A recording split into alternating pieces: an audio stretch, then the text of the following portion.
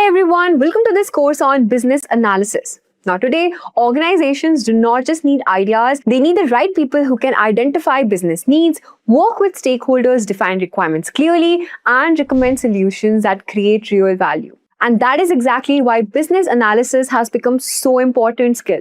And for professionals who want to grow in this field, CBAP is one of the most recognized certification that shows strong knowledge of business analysis practices and frameworks. So in this course, you will be learning the key concepts of business analysis based on the Babok Guide V3 framework, where we will be covering the core knowledge areas, important techniques, exam-related concepts, and practical applications used by business analysts in real projects. So whether you are preparing for the CBAP exam or simply want to strengthen your business analysis understanding, this course will give you a solid foundation. Let's look at the agenda. First, we'll understand the CBAP certification, including the exam structure, eligibility application process, and course requirements. Next, we'll be exploring the fundamentals of business analysis, including the BA-CCM model, the 6 Babok knowledge areas. Next, we'll move into key areas like planning, monitoring, elicitation, collaboration, strategy analysis, and requirements. After that, we will cover important business analysis techniques like brainstorming, interview, SWOT analysis, root cause analysis, and many more. And finally, we will look at real-world case studies and project work that will help you apply these concepts in a very practical way. Also, if you're interested in boosting your career in business analysis, do not forget to check out our AI-powered business analyst course. Now, this course is perfect for professionals who are looking to enhance their skills with the latest tools like Power BI, Excel, SQL, all while gaining hands-on experience with real-world projects. Also, you'll be learning how to leverage generative AI for smarter, faster decision-making. Our program is IIBA Babok V3 aligned, and it will help you prepare for certifications like CBAP, CCBA, where you will engage with 10 plus industry projects, 40 plus practical activities, and benefit from live online sessions led by experts. Plus, with Simplilearn's Job Assist, you will be getting the support you need to land your next big role. So what are you waiting for? Hurry up and enroll now. The course link is mentioned below. So before we get started, here's a quick quiz question. Which of the following is one of the 6 core concepts in the BA-CCM model? Your options are budget, context, coding, or marketing. Let me know your answers in the comment section below. Okay, let's get on with the introduction to CBAP. What are we going to cover this here? We are going to talk about IIBA, benefits of the IIBA professional certification, criteria for CBAP certification, the exam application process, the exam outline, and recertification requirements. IIBA stands for International Institute of Business Analysis. It is the professional body which sets the standards for business analysis. They do that through what is known as the Babok Guide. You will hear that term again and again. It stands for Business Analysis Body of Knowledge. Okay. IIBA also looks at a skill matrix and defines the competency model for BAs. We will look at the competency model or the skills that you need to be successful as a BA later in the session today. It will also look at recognizing your knowledge and experience through certification. So there are 3 certifications that IIBA provides. The entry-level certification is called ECBA. The mid-level certification is called CCBA, and the professional level certification is called CBAP. These are the 3 certifications that IIBA has implemented in order to recognize your knowledge and experience and expertise as a business analyst. There are you can take an IIBA membership. You can take membership with IIBA.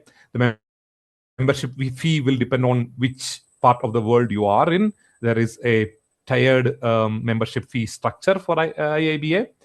If you take a membership, there are certain benefits that comes with it. You will get to volunteer with them. You will be able to develop your communication skills. There are some events that IIBA chapters conduct. You can participate in it. You can network with other BAs. You can learn from experts. You will be getting access to all the knowledge materials within IIBA. You can use that to learn. So these are some of the benefits of the IIBA membership. What are the benefits of CBAP certification? I won't read through all of these things. It will give you a recognition as an individual. You can achieve a career goal through CBAP certification. Typically, certified analysts are paid slightly higher than those who are not certified. So these are some of the benefits. You can read through the slides. You will get the slides in your LMS as the trainer slides. You can go through this. I won't go through each point by point. I think that's something which is self-explanatory. This is also another useful information for you. Many organizations will support or fund those who want to get certified as CBAP. And the benefit of the organization are listed here. So they can showcase their the commitment to professional development, the level of maturity of knowledge of their staff. They can make sure that they follow standard processes. They can ensure that their deliverables have certain level of quality. So these are some of the key benefits to the organizations. Now, the reason why we are telling you this is you can use this to negotiate with your employer to support or fund your examination and your certification. Okay, now comes, I think, the more critical part, which is the eligibility criteria. In order for your CBAP certification by your IIBA, not from Simplilearn. From Simplilearn, we already discussed the 3 criteria. From IIBA, you would need to have a minimum of a total 7,500 hours of BA experience in the last 10 years. It roughly translates to, if you are working as a full-time BA, 4 to 5 years of business analysis experience is what you need to in order for you to be eligible for CBAP certification from IIBA. Not only that, within that 7,500 hours, you need to have 900 hours in 4 of the 6 knowledge areas. So we will go through the knowledge areas in detail. So in any 4 of the 6 knowledge areas that are there needs to have a minimum of 900 hours that should be there. In addition to that, you need to have professional development for 35 hours, which is what we are going to get through the course. So once you complete the course, you will get a certificate from Simplilearn, which is an endorsed education provider of IIBA. So you can use that to claim that. You need to provide 2 references and then sign the code of conduct. So these are the eligibility criteria for CBAP certification. Now, the obvious question is, what if you don't have BA experience? Many of you are having 0 BA experience. So the first thing is that your title need not be BA. The work that you have done has to be that of a BA. So for example, if you have worked as a QA in a software industry, you might not have, your designation might have been that of a tester, right? But you have worked on, say, for example, solution evaluation, what we call as the knowledge area, solution evaluation. You can claim that, right? You might have done stakeholder management, that you can claim in as business analysis, planning, and monitoring. So there might be certain part of the work that you have done which could be considered as business analysis work that you can claim for your certification. If you have, even after that, if you do not have enough number of hours, you need to look at some of the more beginner-friendly certifications from IIBA. You can look at CCBA, you can look at ECBA, which does not require any experience whatsoever. Now, in order to land a BA job, what you need to do is you need to convince an employer that you have the skills that are necessary to perform as a BA. So that is where this course, the projects that you do, any volunteering opportunities that you utilize in order to build those skills and actually implement them in real life will come into picture. So these are some of and this is the eligibility criteria for the CBAP certification. I will take a pause here and check for any questions that might be there at this moment. Now, if you are going to apply for the CBAP exam, this is the process that you will follow. So you will first apply for the exam, for the certification, and pay for the certification. When you are paying for the certification, you will document your experience. So you will say, I have worked in each of the knowledge area for so many hours. In total, I have worked in so many projects. These are the projects. When you are documenting your experience, you will provide contacts who will be then approached by IIBA to validate your experience. Okay, so that's the first step. The second step is you pay for the exam. Once you pay for the exam, you have up to 1 year in order to register for the exam and take the exam.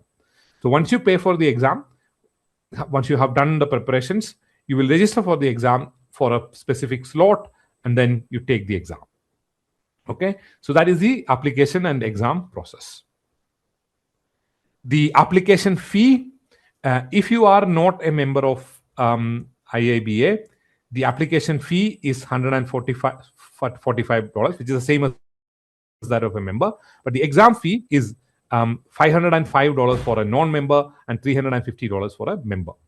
Now, even if you are not a member, check within your organization. Some of the organizations have memberships and tie-ups with IIBA where you will get a discount on your IIBA exam fee.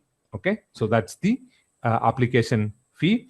If you are getting recertified, so like I did my certification in 2019, every 3 years you need to get recertified. I got recertified in 2022 and then again last year. So when you get recertified, if you are a member, you need to pay $85. If you are not a member, you need to pay $120. Now, the reason this is important is if you look at the difference between the fee for a member and a non-member, it is roughly $150, right? There are some places where the membership will be much cheaper. Like in India, for example, where I was taking the exam, it was around $50 or $55 or something like that. So it worked out cheaper for me to take the membership and then give the exam or give the certification. How do you prepare for the exam? So we will go through the BABOK guide throughout the course. But you need to read through the BABOK guide. You should be very comfortable with the BABOK guide. There are some material available in the online library in the IIBA website. Go through that. Go through the FAQs in the IIBA website. There are some other resources that are suggested by IIBA. You can go through that. You can try to find a mentor. There are study groups that you can find within IIBA clubs. And then you review. The one step which I will definitely suggest is, especially for those who are planning for CBAP exam, is take the Simplilearn tests very seriously. They are slightly on the tougher side than the actual IIBA exam. So if you do decently in the Simplilearn exams, you are likely to do well in the CBAP test. The exam consists of 120 questions. All of them are multiple choice. It is a 3.5 hour test. Okay, now what does the exam has? There are, like I said, there are 6 knowledge areas. Each knowledge area has a certain weightage. You can see that on the screen. You can see, for example, requirement analysis and design definition, which is a key knowledge area for business analyst, has highest weightage at 30%, and then the rest is roughly equally distributed. But we will go through each of the domain or each of the knowledge areas in detail. The assessment that you have within Simplilearn will give you the Simplilearn certificate. That is not the IIBA certificate. For the IIBA certificate is where you have to register within IIBA and provide the exam and pass it. That is when you will get the IIBA CBAP certification. Sorry, I missed the beginning. So if you have question, do I need to ask you? So what we do, Tirthendu, hopefully I'm pronouncing your name right, is that I will cover a topic like we did just for the eligibility and the exam fee, etc.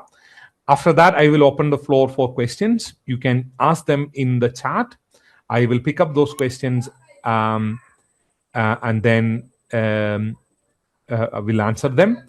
If there are complex questions, we will unmute you, and then we can have a conversation as well. I have questions as I don't have any experience. If you, like I said, there are two parts to that answer. I already, I think, covered that, Sultana. You need to if you already have some experience, you need to see as we go through the knowledge areas if part of those experience can be claimed as business analysis experience. That might be one way where you might have enough experience. But even then, if you don't meet the eligibility criteria, then obviously you cannot give the IIBA CBAP exam.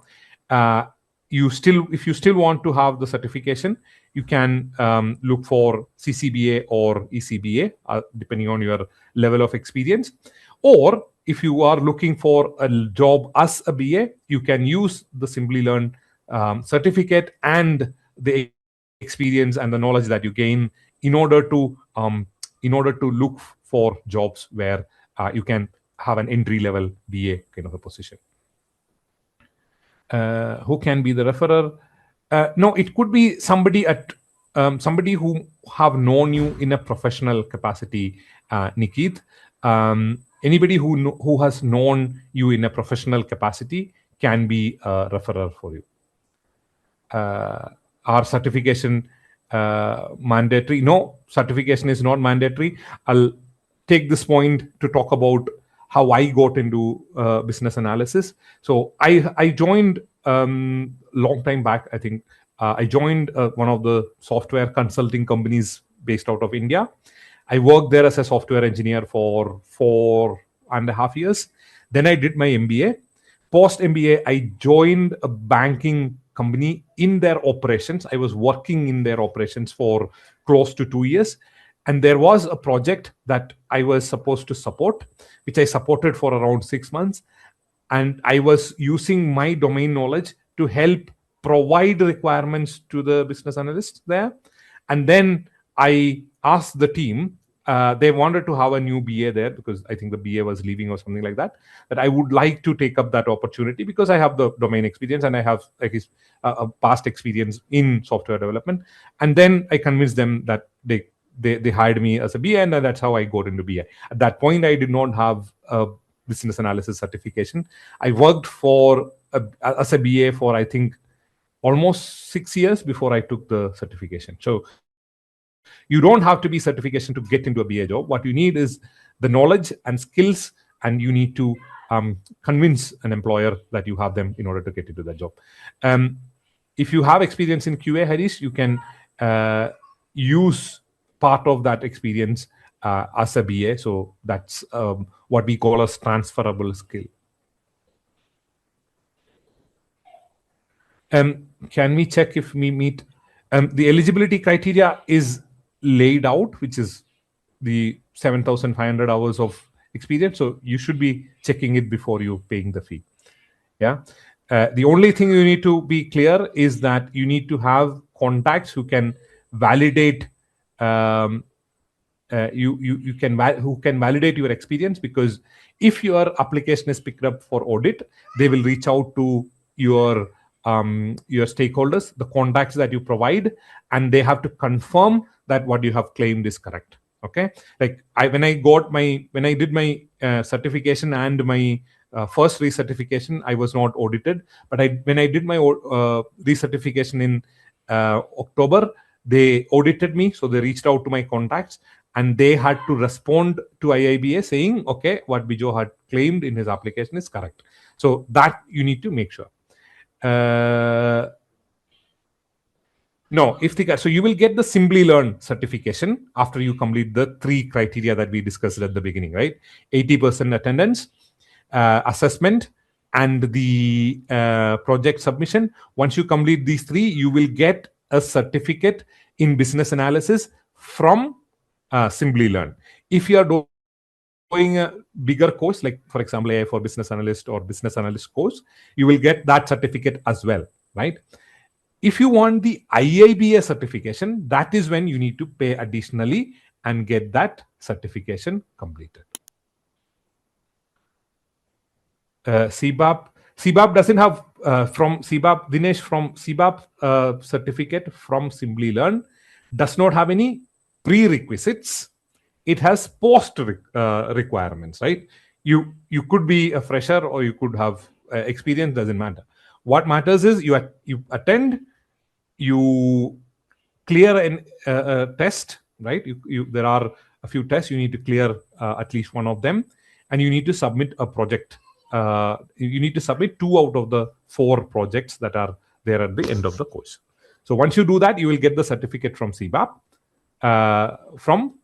You get the certificate from Simplilearn that you have completed the CBAP training with Simplilearn. That is your evidence for IIBA for you to get the professional development credit.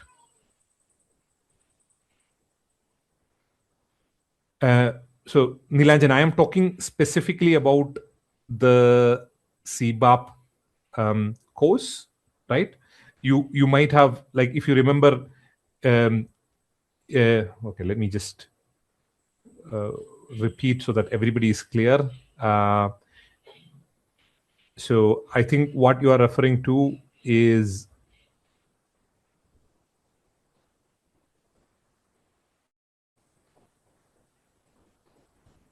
right.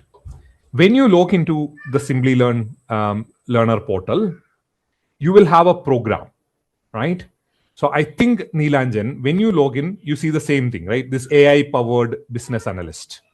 I think that is the course that you have signed up. But each of you would have signed up for a different course, right?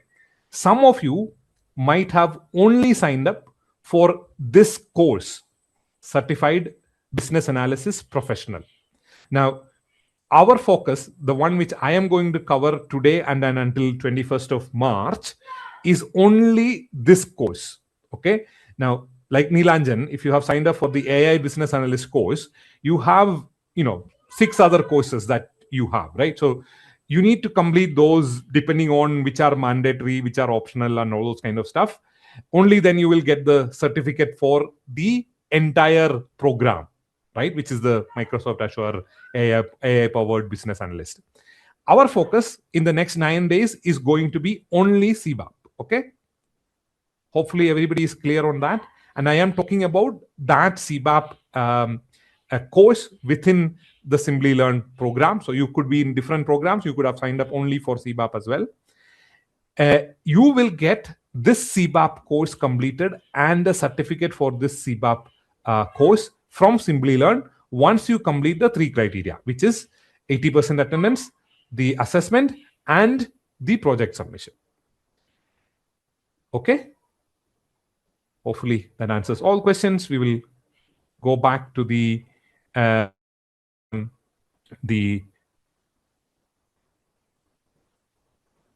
go back to the material.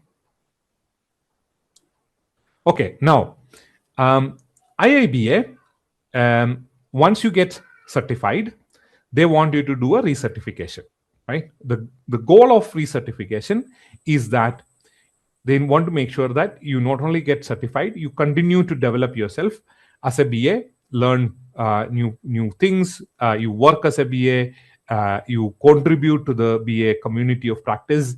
So that is why there is a recertification program, right? So every 3 years, you need to get recertified, right? The purpose is to make sure that there is ongoing professional development, encourage learning, make sure that there is certain amount of standards that is being met. So all those things are the reason why we have recertification. How do you get recertified?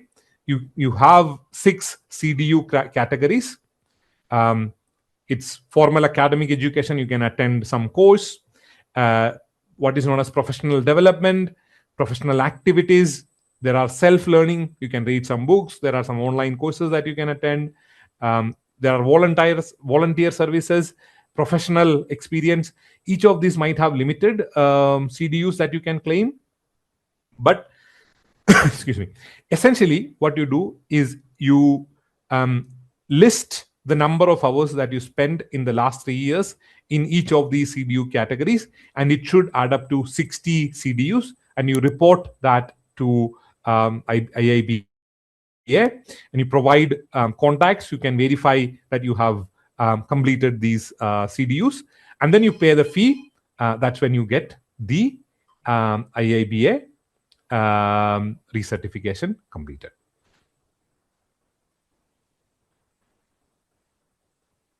Okay, with that, we complete our very first lesson. Thank you for your cooperation. Congratulations. What did we study? What did we learn? So IIBA is the organization that sets standards for business analysts.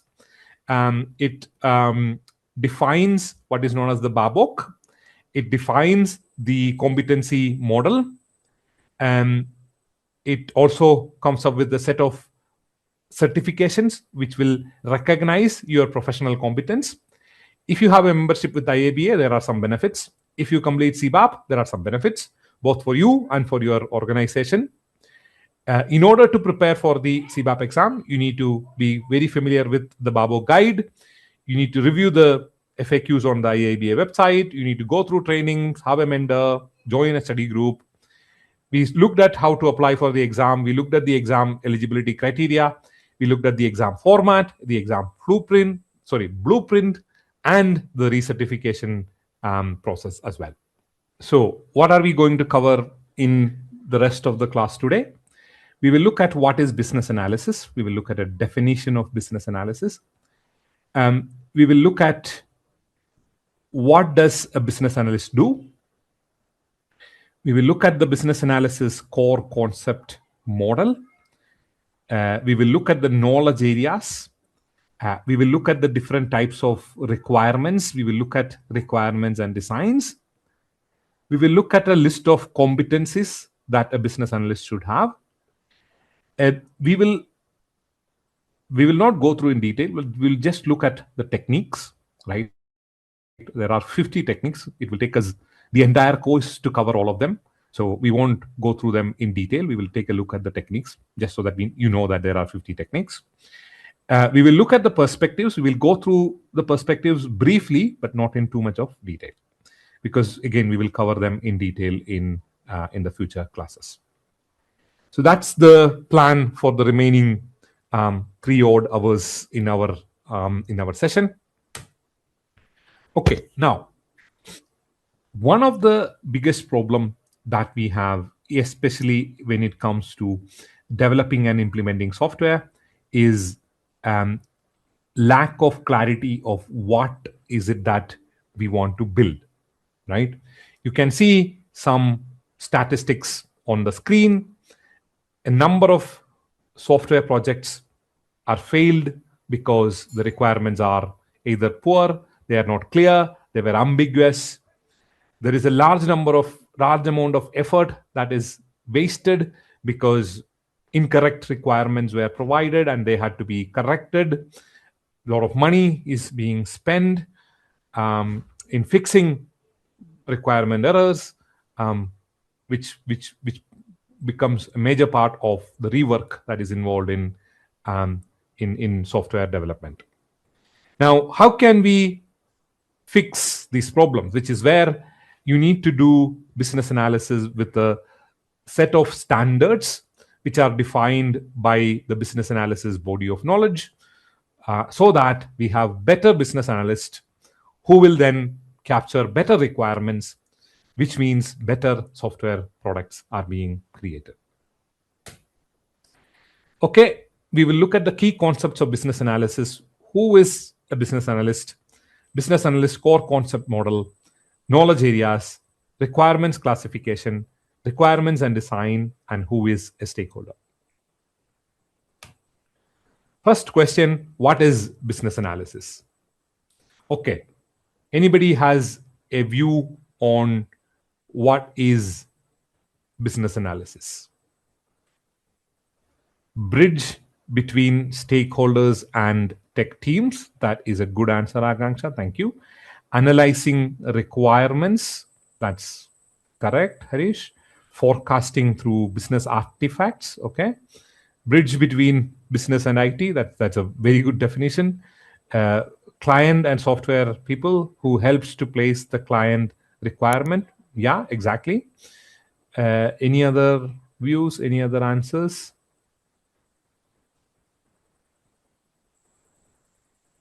Okay, I think. Okay, I think a couple of more. Enable change, yes. BAs are the ones who enable change, define needs to solutions, um, enhance value. Yeah, identify business needs and recommend solutions. That's very good, Ashish. Business research, BAs do business research.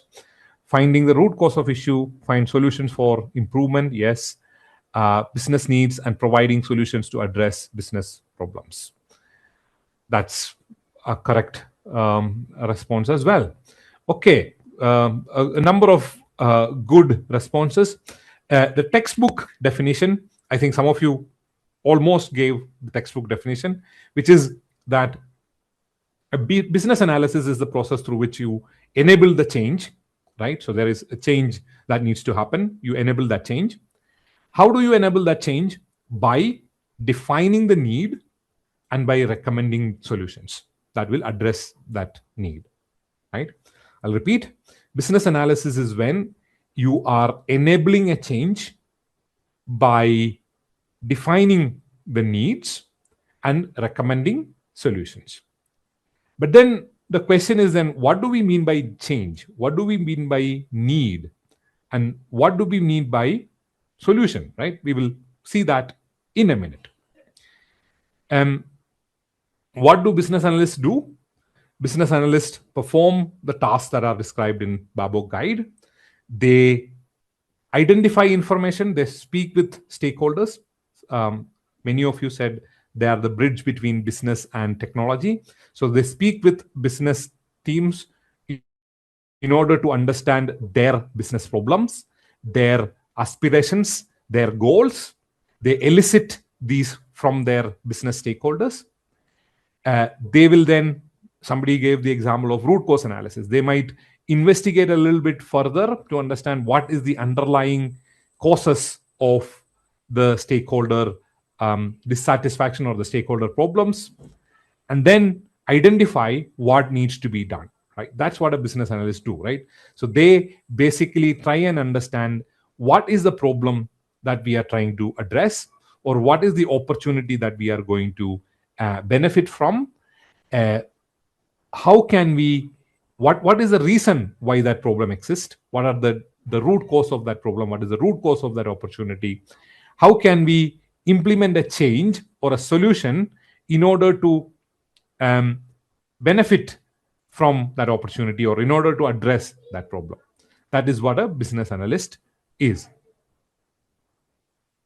Okay, now what we will do is we will try and go through the key terms, or what is known as the business analysis core concept model, so that we have a, sorry, I don't know why this changes.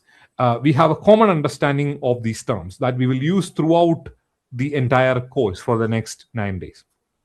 The first is change. Okay, the change is the act of transformation in response to a need. Okay, let's take an example. Let's say I will use deliberately a non-technical example for everybody to understand, right? Now, need is a problem or an opportunity. Let's take a very non-technical example to understand what a need is, right? I live in Bangalore, right? If you have been to Bangalore, or if you know somebody in Bangalore, they will tell you one of the biggest problems in Bangalore is traffic, right? If you were to travel through traffic, if you were to travel through Bangalore, you are likely to get stuck in pretty bad traffic.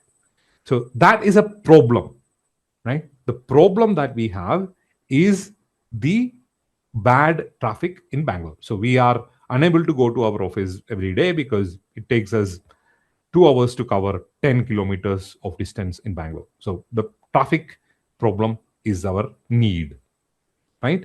We need to address the need. Now, what are the solution? What is a solution? Solution is a one way to satisfy the need, right? Now, what are the different ways in which you can address traffic problem in Bangalore. One is we can try and improve the public transport in Bangalore. So we can, so they are building metro in Bangalore. So the metro lines can be a way to address the traffic problem. They can improve the bus network. They can, another solution can be they can charge a congestion charge for some of the highly crowded areas in the more central areas. Another solution can be they can implement carpooling, right?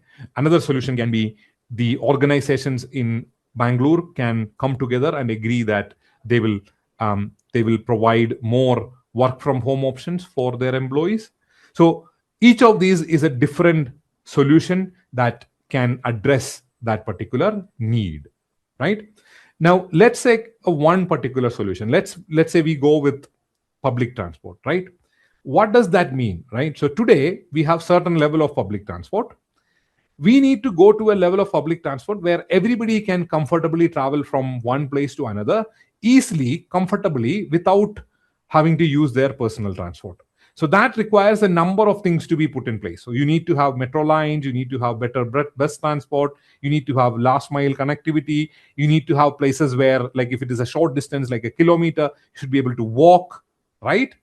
That entire transformation of going from how the city is currently to how the city is to be in the future, where you can essentially go anywhere, either walking or through public transport, is the change. It involves possibly multiple solutions. It involves adoption of that solution as well, right? It is one thing to say that you implement, say, for example, a metro line, but people are like, okay, everybody else go by metro, I will continue to go by car, right? That is not going to solve the problem. So you need to drive that awareness and that adoption as well. So that's basically change, or that is the act of transformation in response to the need. Okay, now there is three more things. The first is that we will cover is a stakeholder, right? Stakeholder is somebody who is related to the change, need, or the solution, right? So if you take again the traffic problem in Bangalore, the need, everybody is related to the need, right? The entire public of Bangalore, the entire residents of Bangalore is related to that problem. So they are the stakeholders. Solution, people who build metros, people who the BMTC, which is the best operator in Bangalore, the metro operator in Bangalore, they are all stakeholders. The government, they are all stakeholders for the solution and for the change, right? So those are the stakeholders. Then what is context?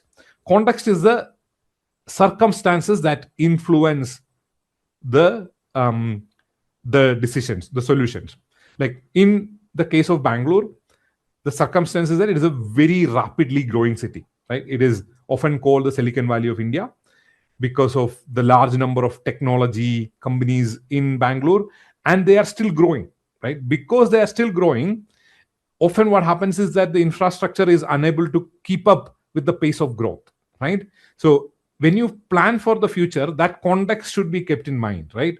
You should keep in mind that this is a rapidly growing city. So if you assume that the city will grow at a very, like the growth will stop, you cannot plan. When you are planning for the infrastructure, you cannot plan for the current city. You have to plan for the city in 5 years' time, right? And in 5 years' time, it would be probably double or triple the size depending on what growth rate you are going to provide it, right? So that is the context. Okay, so context is basically the circumstance that is going to impact the change that you are going to implement. The last is the value. Value is the usefulness of a change to a stakeholder within a context. So in Bangalore, it could be the ability of people to save maybe 2 hours of travel every day, amount of reduction in pollution. It could be reduction in fuel expenses. So number of different values can be attributed to a change. So value is the worth of a change to a stakeholder in a context. We will look at a few more examples. Okay, so there was a question. Stakeholder in your example can be traveler also, correct? Yes, that's correct, Sima. It can be a traveler as well. Okay, let's look at a couple of more examples. So we saw the 6 core principles, right? Let's look at an example. So there is a bank. The bank wants to launch a mobile banking app. Change. What is change? Change is a transformation from current state, which is the as is state, to the future state, right? What will be the change? Moving from a branch-based service to a digital mobile banking, replacing existing manual loan approvals with automated approval system. So these can be examples of change. What is need? The customers of the bank are often waiting long hours in the queue in the branches. There is high operational cost because you need to maintain the branches. The competitors offer better digital services, so you are better off going to a different bank than your current bank, right? So these are the problems or opportunities that is motivating the change, which is moving from branch-based service to a digital mobile banking. What is the solution? Develop a mobile banking application and implement an automated loan processing system. So these are solutions that you can implement. Who are the stakeholders? Customers, bank employees, IT team, compliance team, management. So these are all stakeholders for the mobile banking example. What is the value? Customers will get 24/7 banking access, reduced operational costs, faster approvals, like for things like loans, better customer satisfaction. These are all the value that the change can deliver. Now, what is the context of this, right? So banking is often very highly regulated. So you need to be in compliance with regulatory requirements. You need to make sure that the cyber security is taken care of. The fintech market is very competitive. So it is there is an opportunity cost if you do not implement the mobile application, right? You might have an existing core banking system. So you might need to think of ways in which you can integrate with it, without which you will not be able to have the solution adopted and implemented. Okay, so that is the business analysis core concept model. We will continue to see this in the future. We will see again these 6 terms, make sure that you understand them. Now, we will take a look at the 6 knowledge area at a very high level. Okay, so the first knowledge area is called business analysis, planning, and monitoring. Before you do anything, you need to plan, correct? Let's say you want to clear the CBAP certification exam, right? What will you do? So you will create a plan. How will you create a plan? You will look at, okay, what are the things I need? I need, 7,500 hours of experience. Do I have that? Yes. Okay. I need to document this 7,500 hours. Okay. How much time is it going to take? Okay. It will take me a week. Okay. So first is to document my experience. Then I need to get the PDUs, the professional development units. What do you do? I have to attend the Simplilearn CBAP course. Okay. So let me sign up for that. The course will be from this date to this date. So that's the second activity. The third is, okay, I need to read the Babok guide. So I'll go, it will take me, 2 months to read through. Okay, so I'll read it from this date to this date. And then I will review the material from Simplilearn, which will take me this many times. So it will go from this date to this date. And then I'll give some mock tests. And then I will do some revisions. So you will basically create a plan, which might be, let's say, from 6 months from today, I want to give the CBAP exam. In order to make that happen, I need to take these steps. This is my plan. These are the activities. This is the support I need. This is the money I need. This is the people whom I reach out to for mentoring or whatnot, right? This is what you do before you take up any activity, essentially, right? If you were to apply for a job, what you do is, okay, so this is I need to get my CV ready. I need to realize what kind of job I want. I need to understand what skills I have. I need to maybe attend some sessions. So these are the kind of planning that you do before any activity. You need to do that before business analysis as well. So business analysis, planning, and monitoring is the knowledge area that talks about the organization and coordination of activities that needs to happen before you do business analysis, and the performance assessment that happens after you complete the business analysis.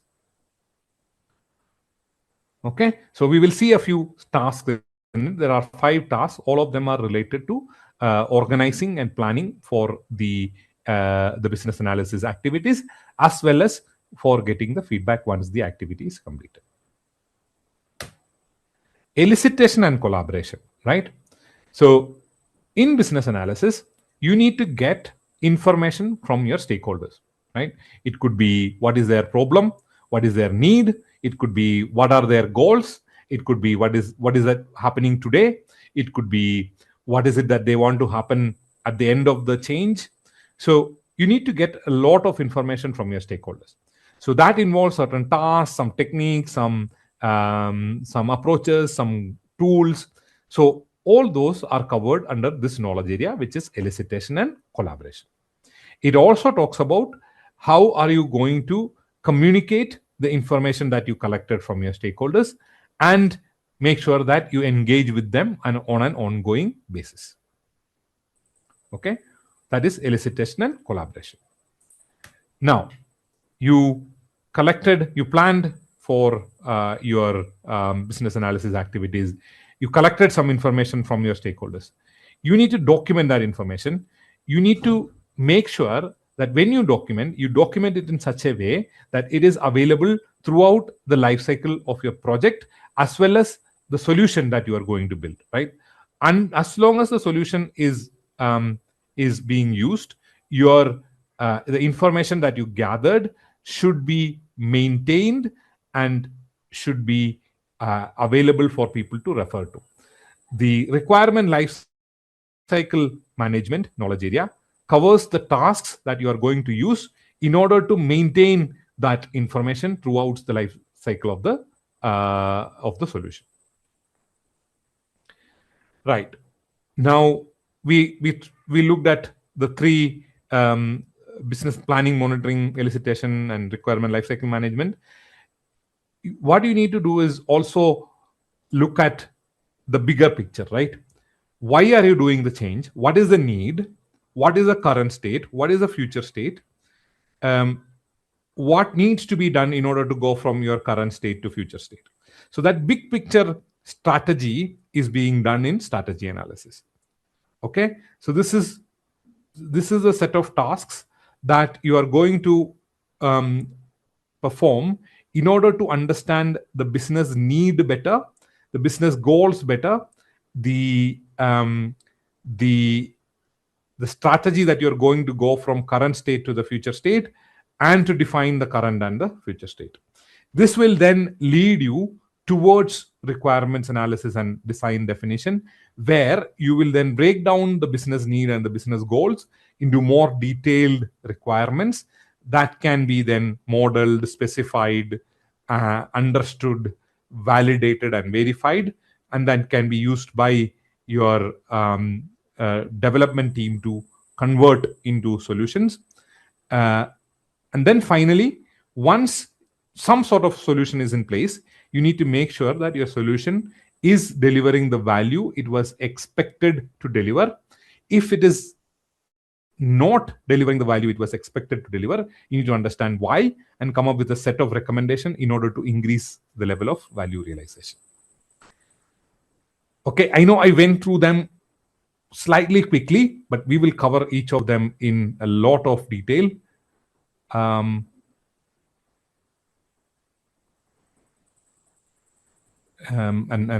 we will go through them in detail in the future sessions. But I will take a look at, okay, let me cover the relationships between the knowledge areas, then I will take questions. The business analysis, planning and monitoring, requirement lifecycle management, and elicitation and collaboration are the overarching knowledge areas. So they are used in all of the remaining 3, right? The remaining 3 are iterative activities that basically kind of follows a sequence. So you start with the strategy analysis where you define the need and the business goal. Then you break down that into detailed requirements. You model, specify those requirements. Then the solution is built. When the solution is built, you have some actual value that is delivered. That actual value is then evaluated in the solution evaluation. That will result in further needs that will then feed to strategy analysis, and then that will iterate until we have met the solution value that you were expecting to meet. Elicitation and collaboration is used in strategy analysis to understand current state, future state, to understand the business need, all those kind of stuff. In requirement analysis and design definition, to go through the detailed requirements, to review the requirement models, the specifications, all those kind of stuff. In solution evaluation, to understand how users are using their solution. Requirement lifecycle management is used to store information that is gathered from all of these three stages. Business analysis, planning and monitoring is used to plan these activities and to get feedback once these activities are completed. Okay, so I'll take questions before we move on to the requirement classification schema. Does context impact the solution more than the need, or the solution can still the need when context is no, you need to consider both. So the goal of the solution is to address the need, right? So you are going to your need is the traffic in Bangalore. So your solution should address the traffic in Bangalore, right? The context is that Bangalore is a growing city. So you cannot use the context to define the solution. Bangalore is a growing city, can result in a number of different solutions. That is not the goal of the project. The goal of the project is to address the need. The goal of the change is to address the need. So the solution should satisfy the need, but it should keep in mind the context, right? It is like saying, I'm not sure if all of you are familiar with cricket, right? The goal, if you are playing cricket, is to score more runs than your opposing team, right? But you will use different approaches when you are playing a test cricket versus a one-day 50-over match versus what is called a 2020 or a T20 match, correct? Because that is the context, right? The kind of match is the context. But the goal is always to score the maximum number of runs without losing as much wickets as you can, right? Hopefully that makes it clear. I know it's a little bit of a clumsy example, and I'm not sure if all of you are familiar with cricket. But essentially, context is what you bear in mind while you are trying to address the need. Okay? Context is the environment, right? Goal or need is the specific thing that you are trying to address. It's a problem or it's an opportunity, right? Like, for example, a problem can be that you have an online portal where you are trying to sell t-shirts. Let's say you are not able to sell enough t-shirts. People are coming to your site, but they are not buying t-shirts, right? That's a problem, right? So you are trying to find out a solution to address that problem. Now, the context is that it's an online shopping portal. There is a lot of competition, and people often browse without making a decision. Conversions are generally low. So these are examples of the context that you need to keep in mind while you are coming up with the solution.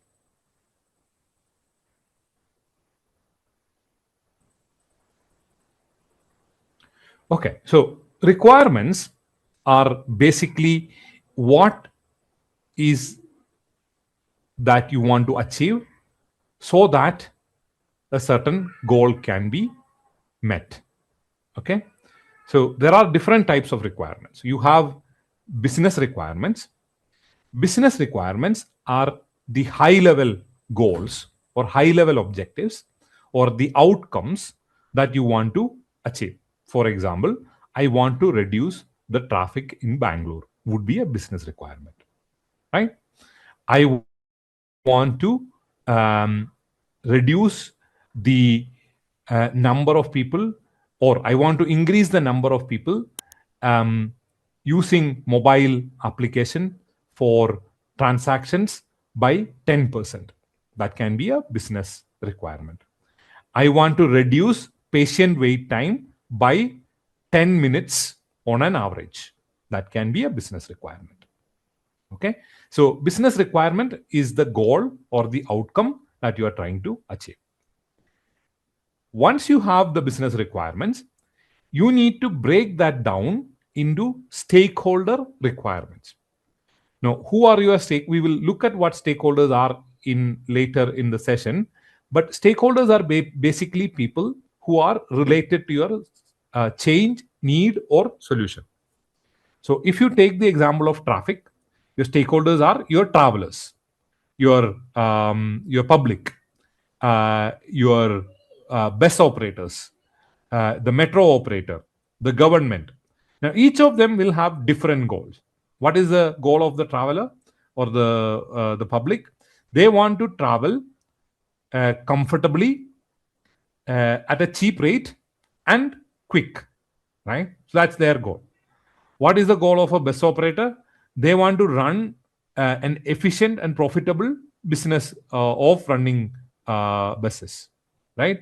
What is the goal of metro? They want to run again a profitable metro business. What is the goal of government? The government wants to provide the best services to the people, right? So these are the stakeholder requirements. Then you have what is known as solution requirements. Now, solution requirements define what should the solution do. Okay, they can be two types.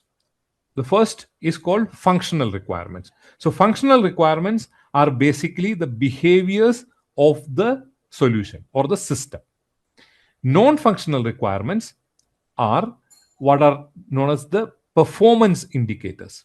Okay, behavior could be that I want to be able to walk to any place within within 1 kilometer from where I am in Bangalore. At any place 1 kilometer from my place, I should be able to comfortably walk, right? So in order to achieve that stakeholder goal, you should have all streets should have well laid sidewalks, right, or footpaths, right? That's an example. The street should be tree laned so that you don't get exposed to too much of sunlight, or you don't get hot. So these are solution requirements. Now you can have non-functional requirements as well, right? The sidewalks should be at least 3 feet wide, right? The best transport should have this many number of seats, or this kind of safety requirements. All buses should be equipped with a emergency door. So these are not behaviors, these are performance attributes. And then finally you have transition requirements. So transition requirement is when you go from your current state to your future state. Once you are in the future state, you don't need transition requirements. So building bus depots is an example of transition requirements. Building bus lanes, building metro is again another example of a transition requirement. So that's basically the four types of requirements: business requirements, stakeholder requirements, solution requirements, which includes functional and non-functional requirements, and transition requirements.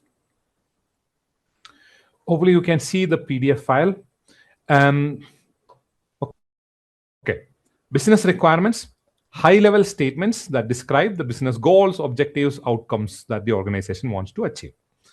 Examples: if you take a patient management system, we want to reduce patient wait times by 30% within 6 months, right? That's an example of a business requirement.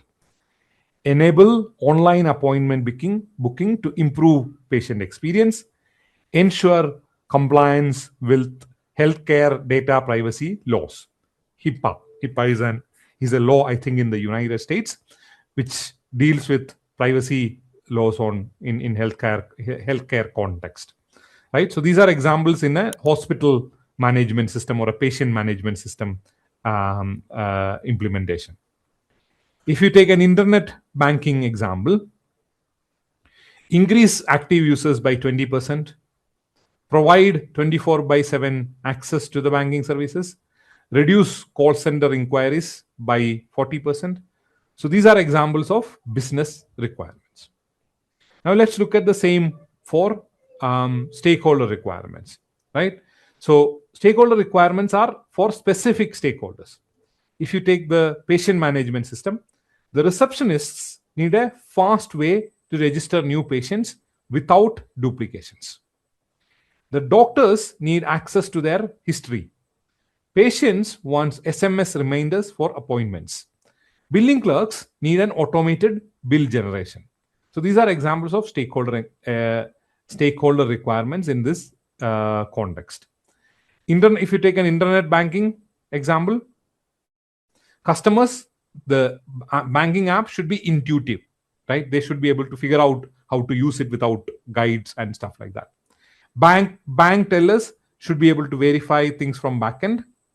Security officers needs audit trails so that they can track in case of any issues. Customer service representatives might want a dashboard. So these are examples of stakeholder requirements. Now we will look at solution requirements. You have functional requirements. In patient management system, you are allowing patients to register through mobile app, web portal, or a kiosk. You are enabling doctors to update patient health records. You automatically send appointment reminders, generate invoices. So these are all things that the system should do or the solution should do. So that is solution requirement. If you look at the non-functional requirement, the system should support 500 current users. The data should be encrypted. The system must have a certain percentage of uptime, right? If you look at the internet banking application example, users should be able to log in with multi-factor authentication. They should be providing fund transfer functionality. Real-time account balance should be there. Lock or unlock debit card or credit cards instantly. Non-functional requirements: load within 3 seconds. 10 minutes of inactivity should result in sessions timeout. 1 million daily transactions. So these are non-functional requirements. What are transition requirements? Examples: if you are implementing a patient management system, the hospital staff should be trained on it before 2 weeks, 2 weeks before go live. Existing patient records, which are in, let's say, in a book or in a paper and pen format, should be moved to the new system. There should be some kiosks for users to self-register at the hospital lobby. Set up a help desk, okay? And then if you take the internet banking example, you need to migrate existing customer accounts, 24/7 customer support for 6 months, security training for bank staff, phase to launch beta users before full release. So these are examples of transition requirements. So in order to sum up, business requirements are high-level goals. Stakeholder requirements are requirements for or needs of specific users. Functional requirements are system behaviors and features. Non-functional requirements are the performance and constraints of the system. Transition requirements are what you need to implement in order for you to go from your current state to your future state. But once you are in the future state, they are not relevant. Yeah. So the software requirement specification will focus on functional and non-functional requirements, or the solution requirements, where you will look at the scope, which will be for your specific audiences, the definitions, the details, the roles, and the details of the solution that you are going to build. Again, it will also focus on functional requirements. So you will either create a FSD or an SRS. You won't create both. Okay, going back to the slides. So we have three documents. You have what is known as the BRD, the business requirements documents, which has both business and stakeholder requirements. You have the functional specification document or the solution requirement specification, which will have the actual solution requirements, both functional and non-functional requirements. I'll share the sample files for your reference. We will cover this last topic and then break for our short break. Okay, so what is the difference between requirements and designs, right? So let's say you want to build a house. What do? You will hire an architect, and what will you tell him? You will basically tell him that I want to build a house. I need 3 bedrooms. I need a living room. I need a kitchen. I need a dining room. All my 3 rooms should be attached. It should be only a single floor. I need a carport where I can park my car. Yeah, so that's my requirement, right? The room should be fairly big. You provide, and I want a room. I want a house which is very airy, so there should be a lot of sunlight and wind and whatnot, right? So it should be those are your requirements, correct? So you provided the number of rooms, the size of the rooms, the number of bathrooms, the other specifications that you have. What will the architect do? He will draw a plan for your home, which will basically have the number of bedrooms that you have asked for, the number of bathrooms, blah, blah, blah. And then he will show that. So that is the design. What you first explain to your architect is the requirement. He will draw a plan and show it to you. That is the design.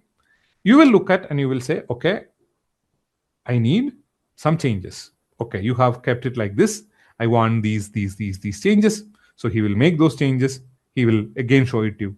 You will look at it and say, okay, no, I need few more changes.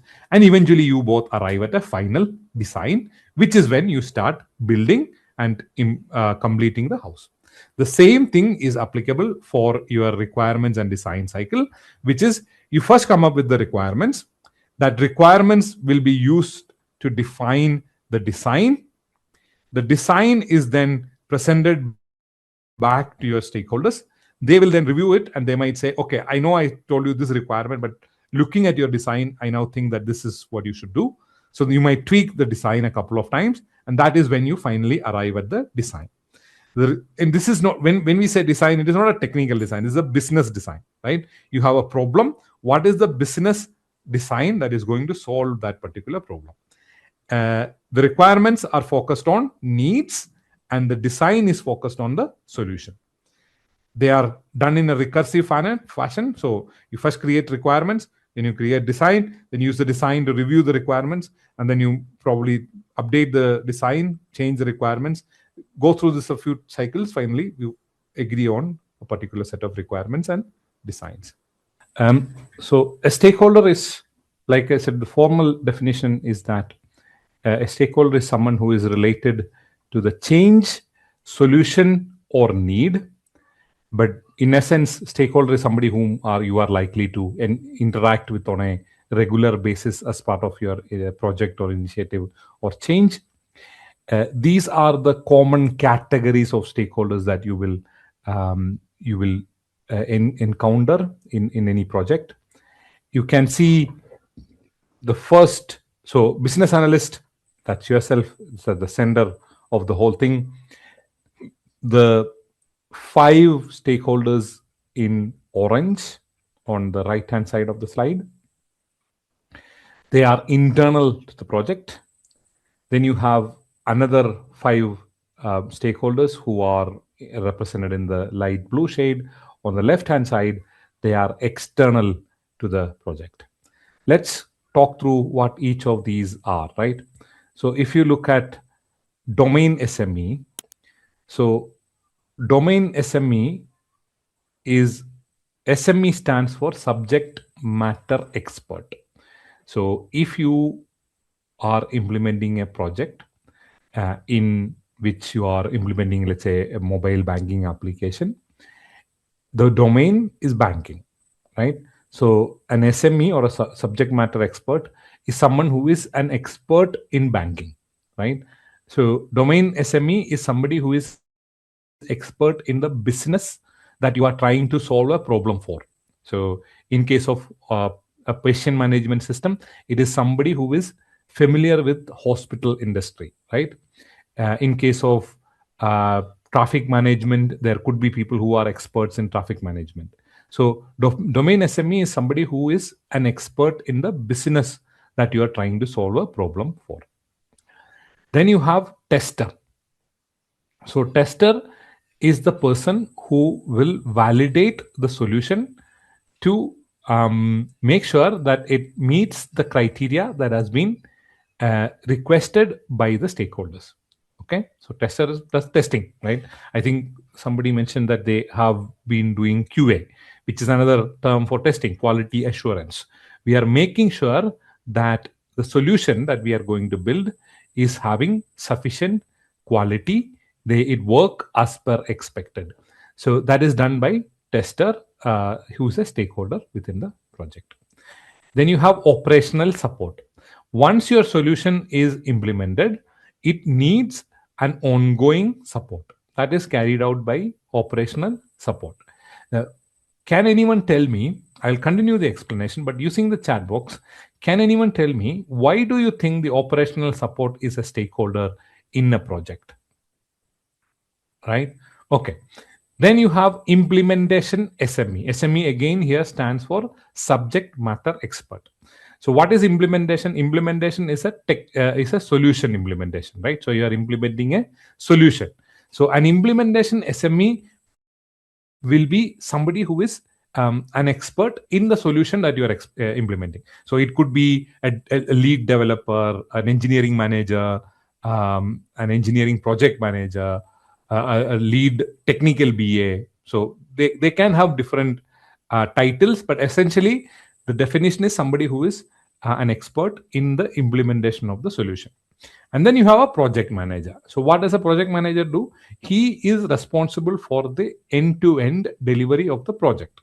So he plans, organizes, assigns, manages stakeholders, manages budget, timelines, scope. All those things are done by the project manager. So those are the 5 internal stakeholders for business analysis activity.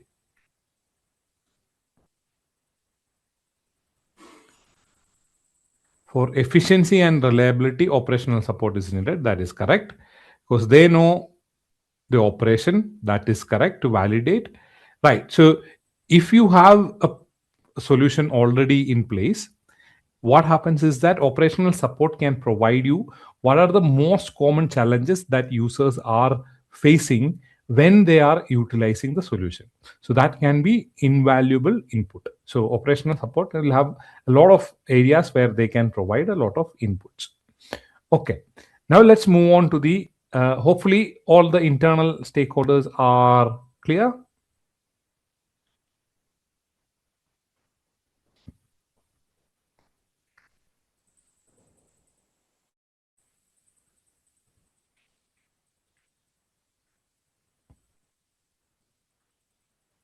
Excellent. So let's move on to the external stakeholders. Supplier. So supplier is somebody who is providing an input into your project. Okay. So this can be a solution supplier. So for example, let's say you decide to implement what is known as an ERP or a CRM solution. So ERP stands for Enterprise Resource Planning, and CRM stands for Customer Relationship Management. So ERP and CRM are already available off-the-shelf solutions that you can buy from the market. So things like Microsoft or PeopleSoft or Oracle all provide, and SAP, they all provide ERP and ERP solutions. Let's take ERP as an example, right? So for those ERP solutions, you need a supplier. So the supplier is your stakeholder, who is an external party to your project. Then you have a customer. You have a customer and also an end user. What do you think is the difference between a customer and end user?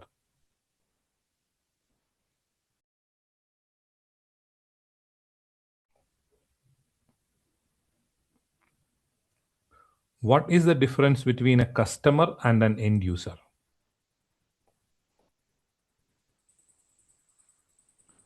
Customers are clients, okay?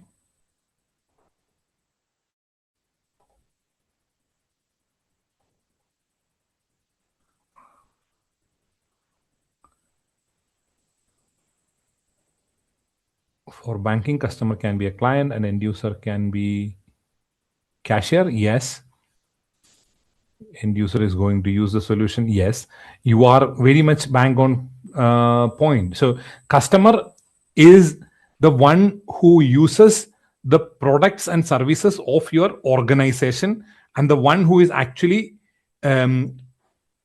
rewarding you most of the times using money, and sometimes in other ways, but essentially they are the ones who are consuming your products and services. So if you take a bank, customers are the ones who deposits money or takes loans or perform banking transactions. The bank clients are the customers. End users can be customers. So for example, if you have an online banking solution, the customers are the end users. But sometimes the customers may not be the end users. So if the system is being built, like somebody mentioned, for a cashier in the bank, the end user is the cashier, not the customer. Okay. So in some scenarios, end user will be different from the customer. Who is an end user? End user, like many of you said, is the one person who is not the one person. End user is the one who is actually using the solution that we are going to build. Okay. So customer and end user are two other external stakeholders. Then you have sponsor. Typically, in organizations, when you have a project, it requires what is known as a funding. What is funding? Funding is you need to allocate a certain amount of money for the project, right? Or the initiative, right? That funding or budget needs to be secured by a senior individual or senior executive, right? Because they need to present the case that if you implement this online banking solution, that will help the bank achieve, let's say, $20 million of additional revenues in the next year. So they need to make that case and get that money. So those are the people who become sponsors. So they are the ones who are sponsoring the project. Okay. So they support you in delivering the project. So sponsor is the one who is providing the required organizational support in the form of budget, funding, senior management decisions, etc., for you to move forward with your project. The last is regulator. Now, regulator is an external stakeholder who regulates the industry in which you are operating. Okay, so depending on the industry, there are a number of different regulators. So, for example, if you are somebody who is involved in the US stock exchange, there is a regulator called SEC. Okay, Securities Exchange Commission. So you need to adhere to their regulatory requirements. If you do not, then you might be fined for breaching regulatory requirements, right? If you are an airline in the US, you need to adhere to the regulatory requirements put out by FAA, Federal Aviation Agency. So if you do not, then your license could be revoked, you might be penalized, right? So if you are going to implement a new change in a particular context, you need to make sure that you understand who is the regulator in that context and what are their regulatory requirements for the specific project that you are implementing. So that is the last stakeholder, who is external stakeholder. So we have 5 internal stakeholders, stakeholder groups, and 5 external stakeholder groups.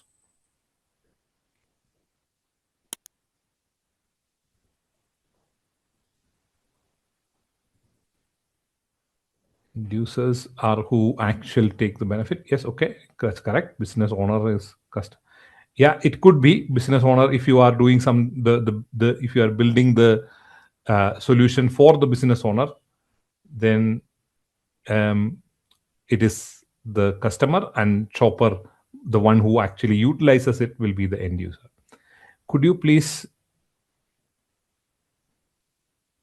come again on customer in this particular slide?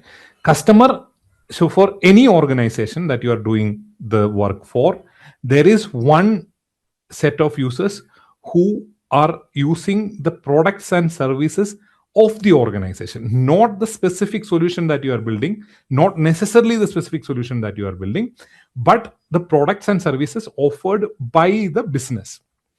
If you take the example of a hospital, customers are patients, correct? Because they are the ones who are enjoying the benefits of the healthcare that is provided by the hospital, right? If you take the example of a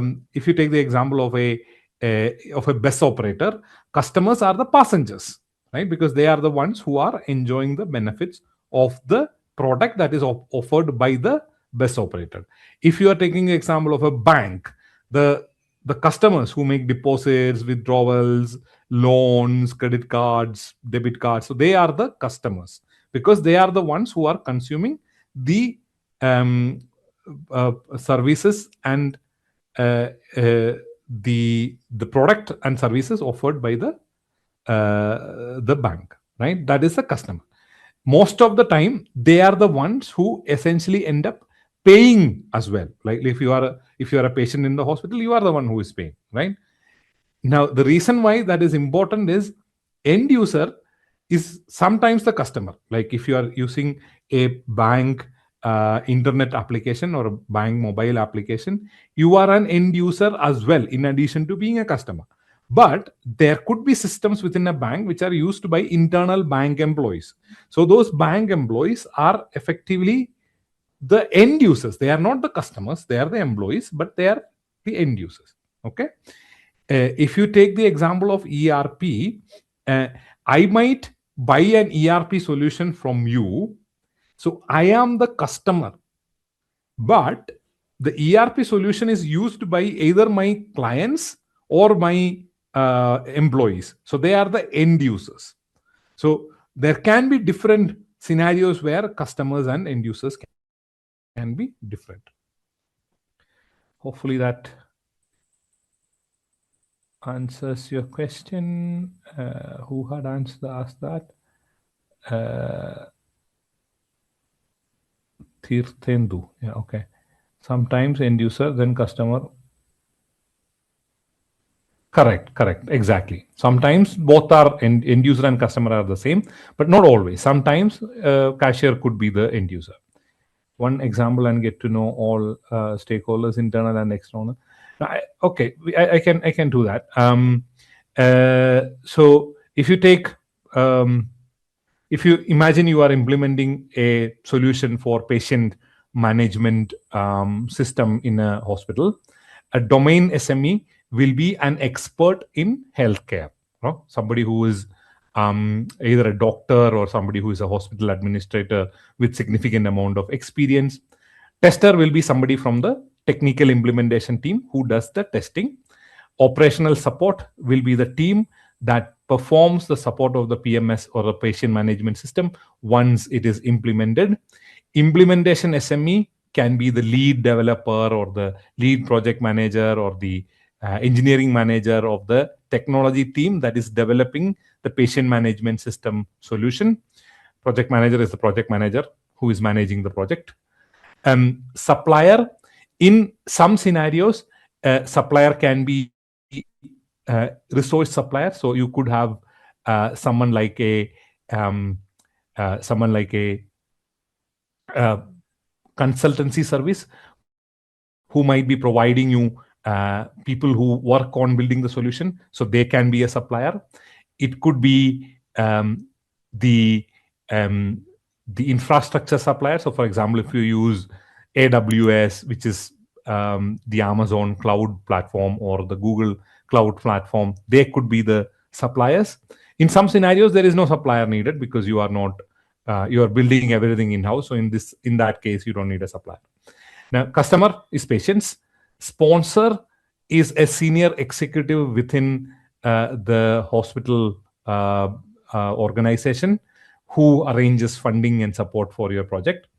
End user is either the customer if they are registering themselves, or a hospital employee who might be registering the customer or the patient on his or her behalf.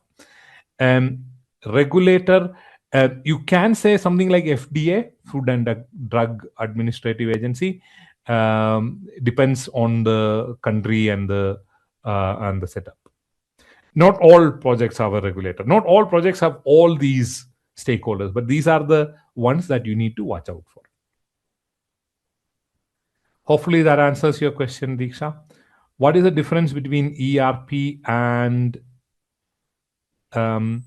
CRM? It's not really relevant to our topic, to be honest, Ashima. I just took those as an example. So ERP is enterprise resource planning. It is used for things like internal, like making procurement. So if you want to buy things, if you want to make payments, those kind of stuff. CRM is for maintaining customer relationships. So ERP is used by operations within an organization. CRM is typically used by sales and customer service.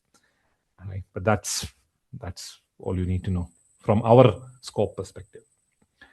Okay. Any other questions, or we will move to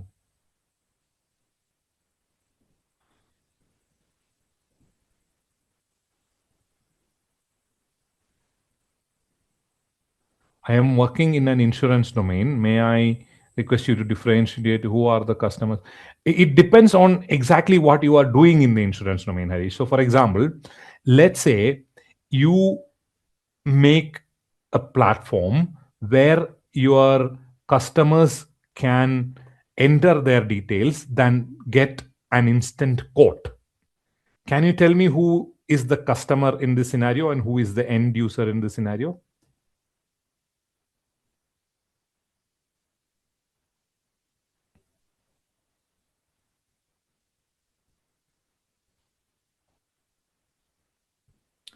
Yes. Who is the end user? Customer is basically the one who is planning to buy the policy. Who is the end user?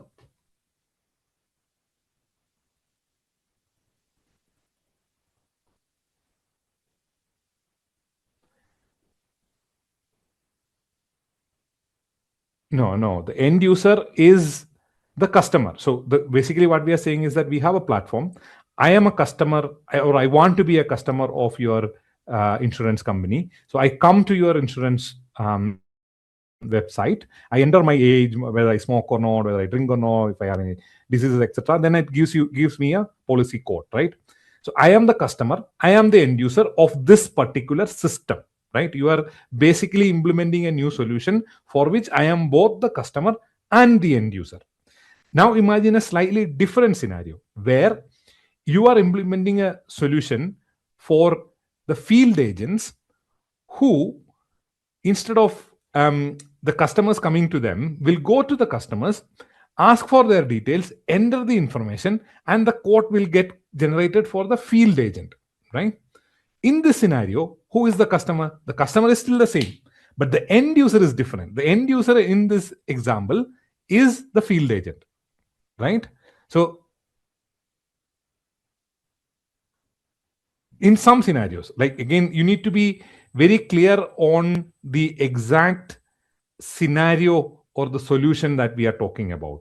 It is solution specific. In the hospital example itself, when you are providing a solution for the patient to register themselves, the end user and the customer are both patients. When you are creating a solution for the staff to register the patients, The customer is still the patients, but the end user is the staff.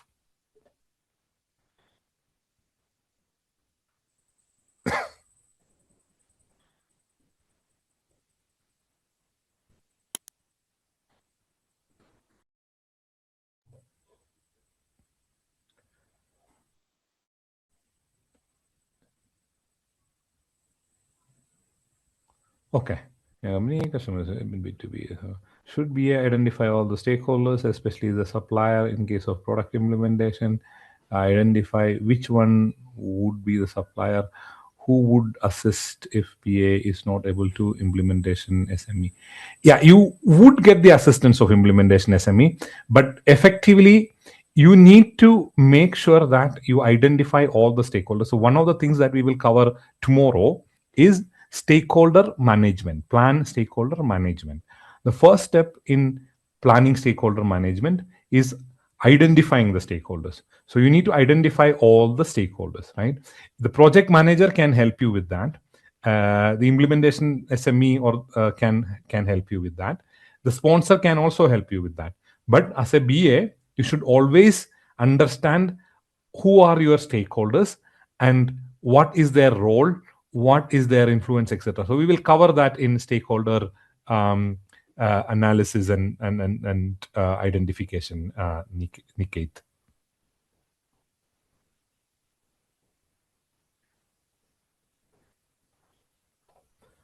Okay, so with that, let's get into competencies. Okay, so there are 6 categories of competencies. So the first is analytical thinking and problem solving skills. Second is behavioral characteristics. Third is business knowledge. Fourth is communication skills.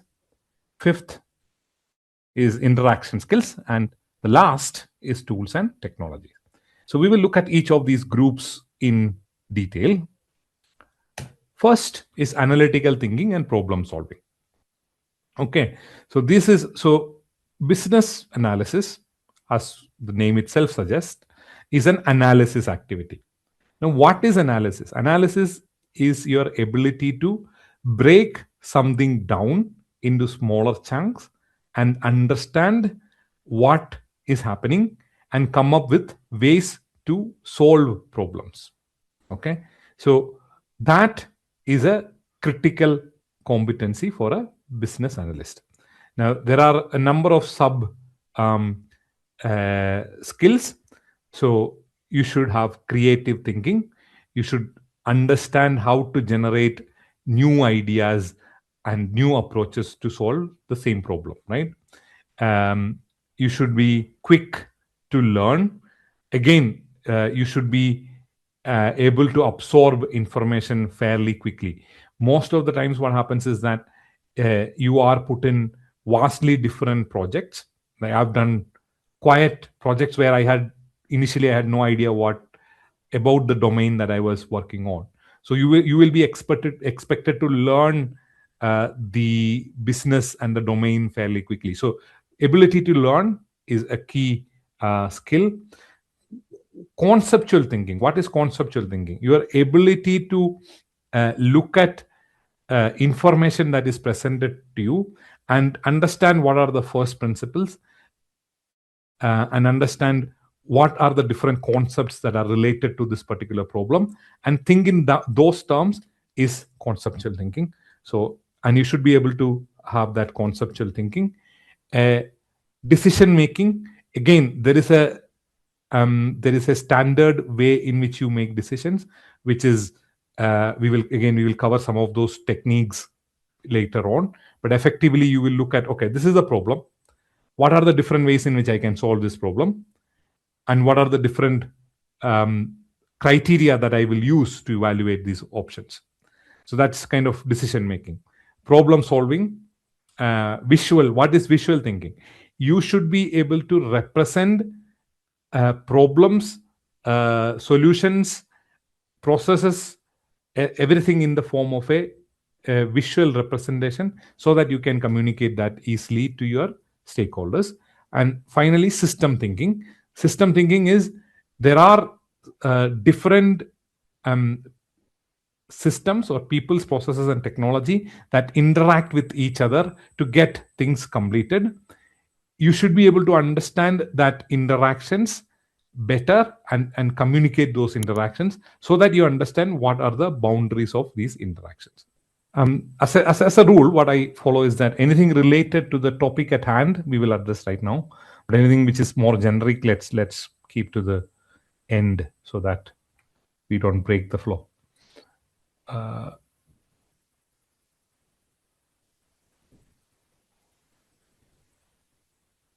How can we visually represent the concepts?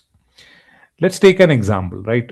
I think we already discussed a patient enrollment process. Okay, so you are working on implementing a solution for a hospital. You go there and you talk to the people who does the enrollment of patients. They explain to you how they are doing it, right?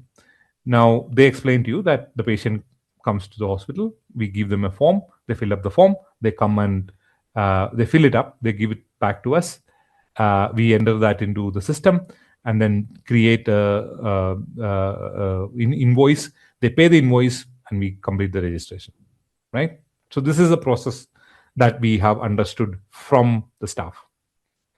Now you can easily represent this in the form of a flow chart. You can represent this in the form of a process map.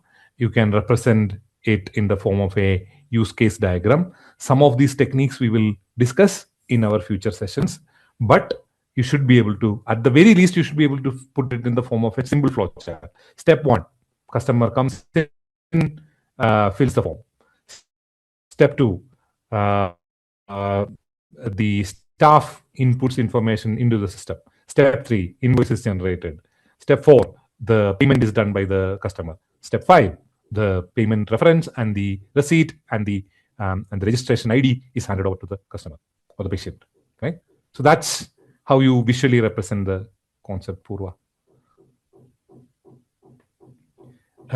So for analytical thinking, do we need to represent in the form of any tools to stakeholders in case of the tools are not necessarily the most important thing. The representation is, right? So you can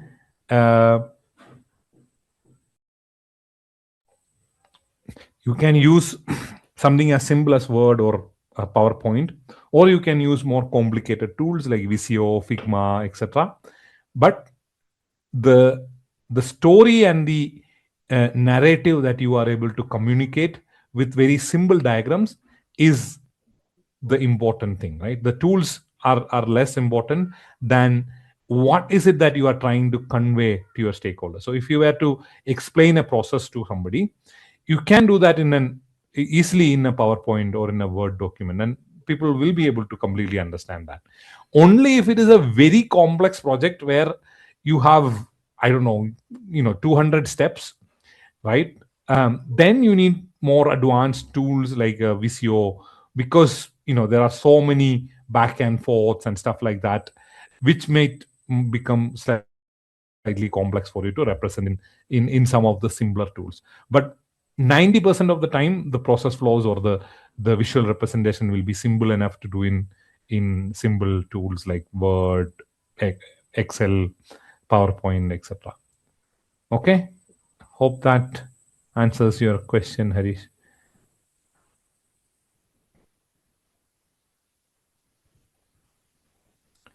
Previous slide and this slide.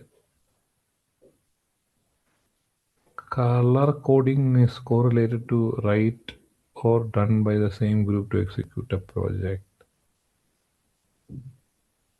No, there is nothing to be, there is no significance to the color coding. It is just random.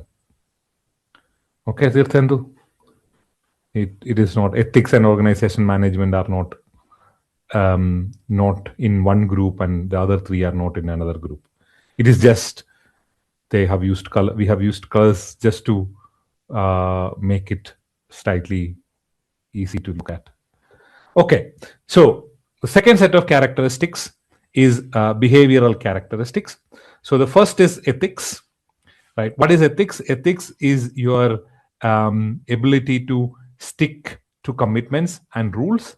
So basically, if you say you will start a meeting at 10 o'clock, be there at 10 o'clock, be there at 9:55. If you say you will complete a document on Friday, try and complete it by Thursday. If you say, I will spend some time reviewing this, make sure that you spend some time reviewing this.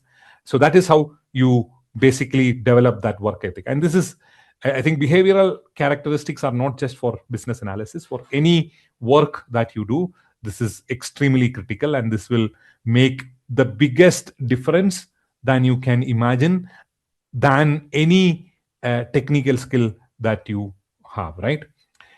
Your ability to build that relationship with your stakeholders by being trustworthy, where whatever you promise them, you deliver.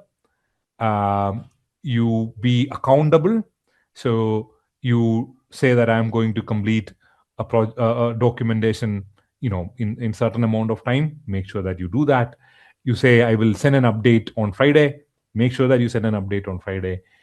Make sure that, so it also involves high levels of organization and time management, because let's say you need to create a BRD, right?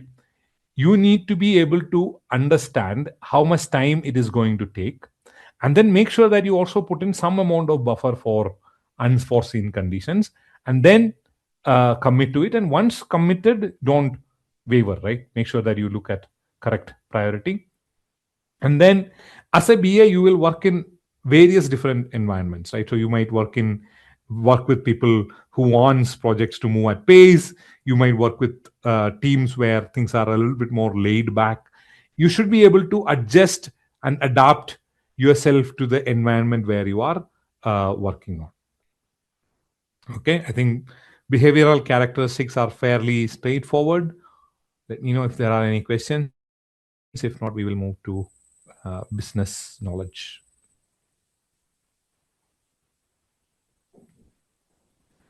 Okay, business knowledge is nothing but domain knowledge. You should try and develop business acumen. You can, if you can undergo some business trainings, that would help. So things like what is a balance sheet, what is revenue, what is cost, what are the different business models. So if you can understand that, that will help you to understand the problem that you're trying to solve better. If you have specific industry knowledge, that will help as well. So for example, I have always been working in banking. I have always been work within the corporate side of banking, right? So there is always the retail side of banking, but I work more on corporate side of banking. So because of that, I'm more familiar with than anything else. That's industry knowledge. Someone else I know has worked her entire career in aviation. So that's another industry knowledge. So having understanding of your specific industry, somebody who might be working in e-commerce might be an expert in e-commerce. So having that industry knowledge is going to help you as a BA. Having organizational knowledge, right?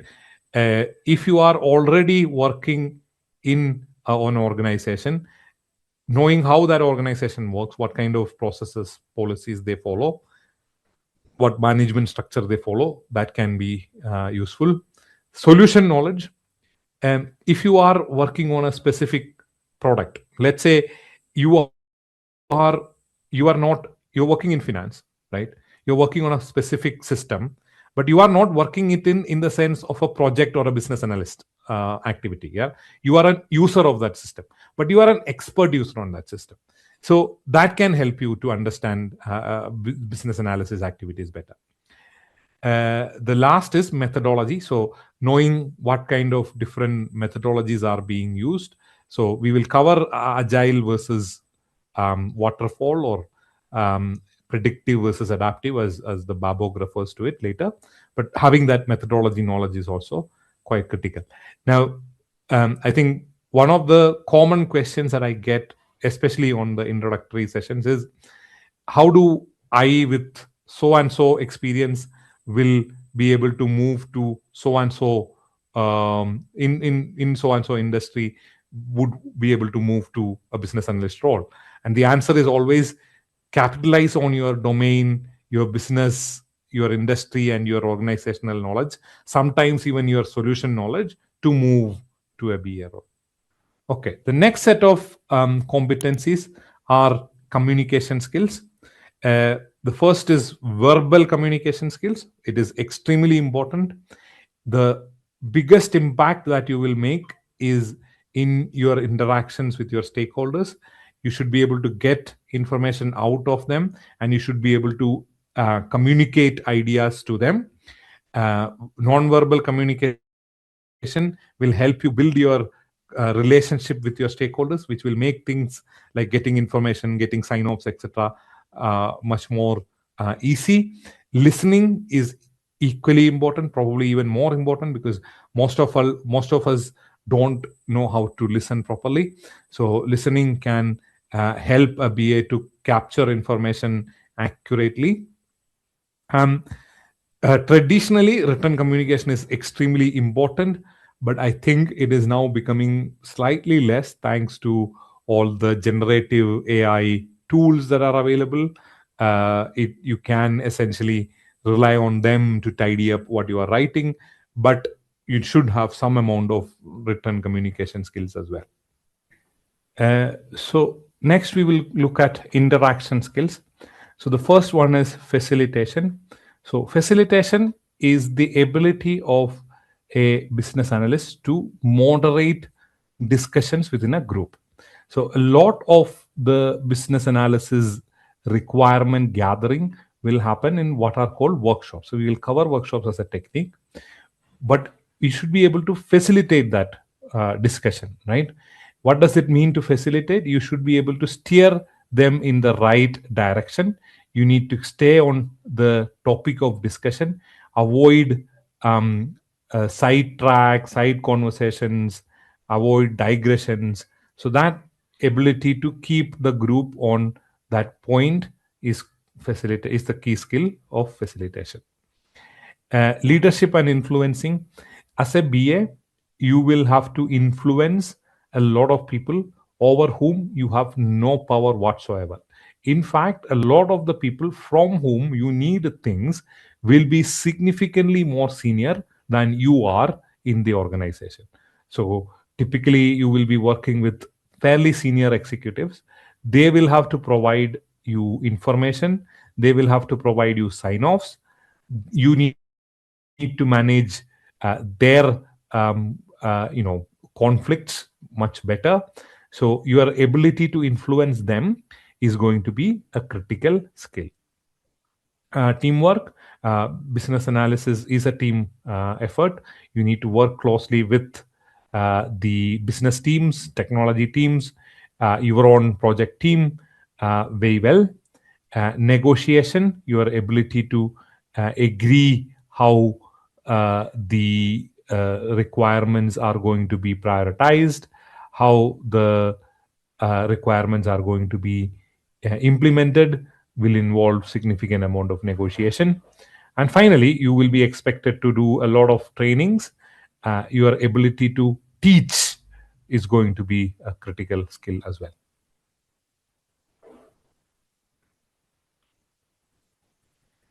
That brings us to the last set of competencies, which is tools and technology skills, right? So the first set of tools is office productivity tools. If you go and check the job descriptions set out by employers for hiring business analysts, you will see you should be well versed in Microsoft Word, Excel, PowerPoint, etc. as a requirement in most of them. So you should be quite comfortable using these productivity suite of applications. And then there are business analysis tools such as Visio, Figma, CorelDRAW. There is a number of different modeling tools that you can use. You should be comfortable using those as well. And then there are communication tools, email, your messenger applications, collaboration applications like SharePoint, etc. Your level of comfort with that can also help you be a good BA.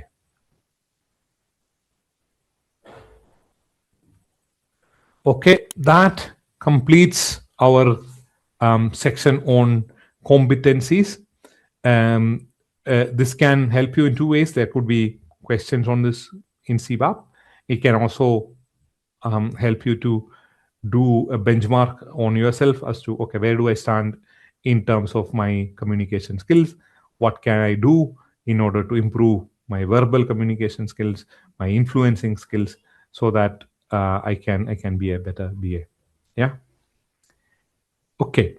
So we will take a quick peek at the techniques because there are 50 techniques. We will go through each of these as part of our knowledge areas. We will look at what each of these technique is. We spoke about, I think, decision analysis and decision modeling. We spoke about stakeholder analysis a couple of minutes back. We spoke about process modeling and process analysis. Yeah, so these are some of the ones which we already discussed in terms of some of the techniques that we will look at in the future. But we will go through all these in due course. The last topic for lesson 2 is business analysis perspectives. Okay, so first point is, what is a perspective? Before that, is there any question on techniques? I hope not. We will cover them in detail. Okay, good. No questions. Okay, so what is a perspective? So perspective is a very specific context in which business analysis activities are being carried out.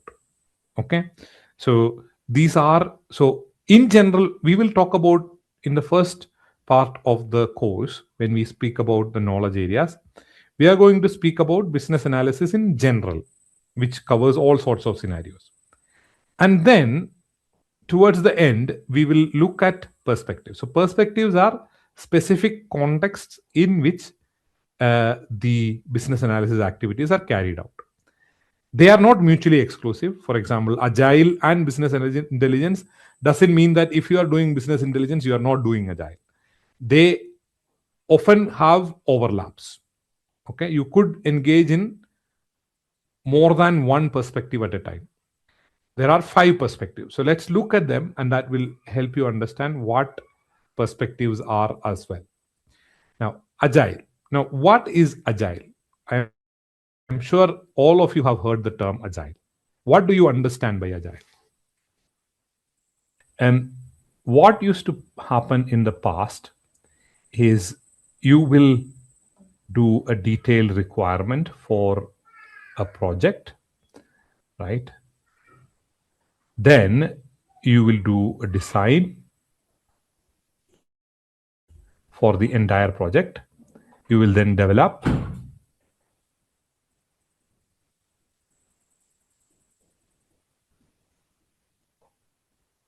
test, and then go live. This is what used to happen in the past, which is also called the waterfall model. Now, what has changed is, instead of doing this, what you do is you do the most critical few requirements. You will then design that, you will develop that, test that, and then you will go live. Parallelly, you will also collect the next set of requirements, design it, develop it, test it, and go live. And then repeat this again and again and again and again, right? Basically, the idea is there is a usable solution significantly early for your customers, and then you continue to improve it until you reach your final solution. The problem with the first approach was that until you reach this particular point here, the users do not get any solution at all. They get documentation. Whereas the focus in Agile is that you deliver working software early to your users so that they can provide feedback, which can be implemented in the next cycles. So that essentially you look at this in the form of cycles, right? So you have the first agile cycle. I don't know why you have the first cycle where you deliver the first iteration. Then you have the next cycle where you improve upon that delivery. Then you have the next cycle where you improve upon that. So thereby you evolve the product over a period of time. So this is called agile. Okay. Now, in business analysis, the first perspective is agile perspective. So the first thing is an agile mindset. So agile mindset is when you understand the focus of agile perspective or agile delivery is to deliver incremental value early on, working software, so that the customers can provide feedback, and that feedback can be iteratively implemented into the solution. There are a set of agile values and principles. You can go to the agile manifesto. It will give you the detailed values and principles.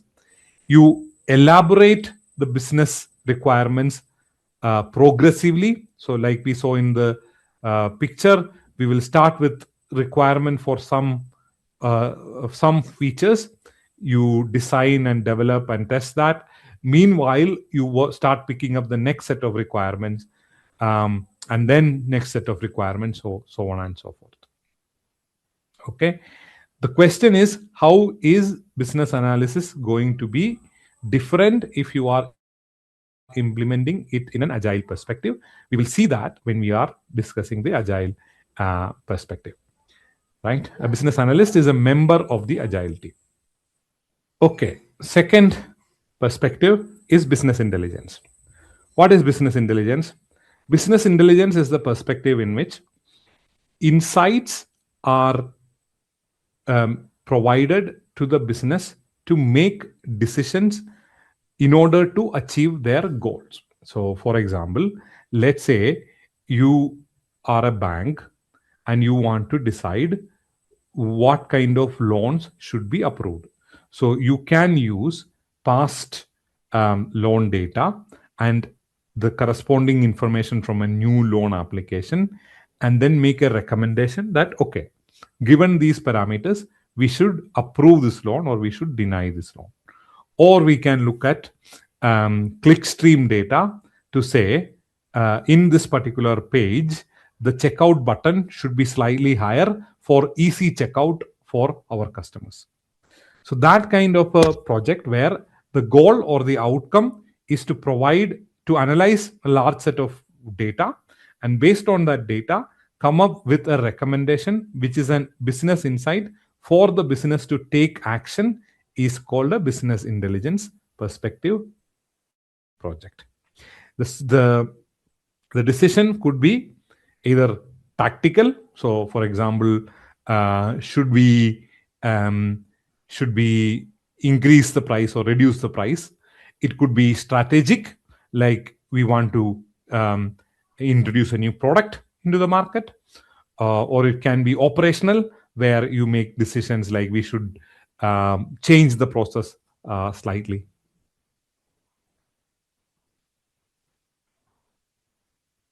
Is that clear? Business intelligence perspective.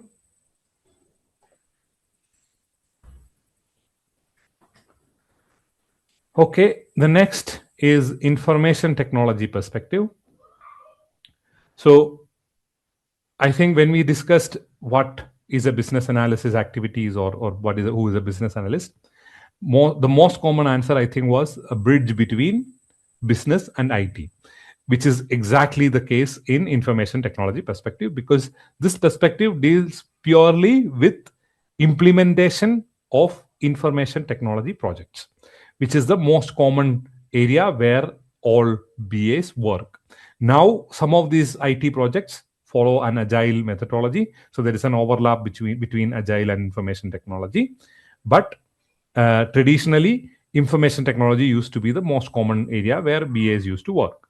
Now, what kind of changes are happening here? What is the context here? So every organization needs to often implement new information technology systems or upgrade existing information technology solution. And the role that the BA plays in this perspective is that of a interpreter or a translator, because the business talks business language, technology talks technology language, just to make sure that they are able to understand each other. The business analysts will work in the middle to make sure that the project is delivered successfully.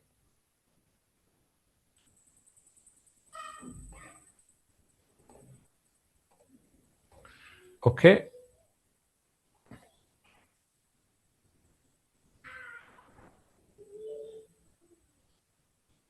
All right. The next perspective is business architecture. Okay, what is business architecture? If you think of an organization, it has different components, right? So it will have marketing, it will have operations, it will have sales, it will have financial management, it will have so business architecture is basically, instead of looking at a part of the organization, it look at the entire enterprise to understand how various elements come together to deliver value and suggest strategic organizational or enterprise level changes which can increase the value that the organization is delivering and achieve its objectives. Okay, so for example, you would sometimes, if those who have worked in organizations might have noticed that sometimes organizations will restructure slightly differently. So for example, there is an organization which was always structured by geographic geographically. Yeah, so you had Americas, Asia, India, UK, etc. They do an analysis and they realize a better organizational structure would be if we do it by product. So they decide that they are going to target specific products. So they are going to structure the organization according to their products that they are going to deliver. So that's an example of a business architecture initiative and the outcome that we are trying to look for. Okay, so what is business architecture? Business architecture is when you look at people, process, technology end to end at an enterprise level and come up with recommendations as to what to change in order to achieve the strategic goals of the organization.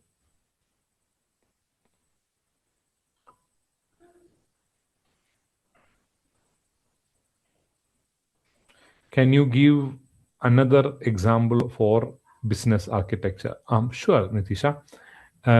So imagine you want to start a new business.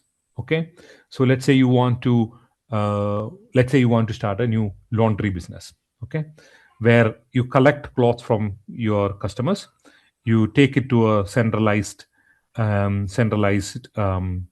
what do you call, go down, where you launder it, dry clean it, whatever, and then you send it back to the customers.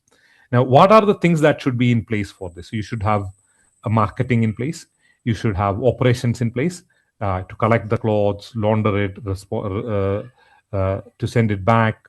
You should have some sort of financial management. You need to make sure that you have sufficient money to run the operations, to pay your employees. Are you going to collect it all yourself, or are you going to come up with a franchise model where different people can collect it for you and you simply centrally run the laundry? So that kind of a question as to how are you going to implement this service end to end at an enterprise level is a question that needs to be addressed through a business architectural review.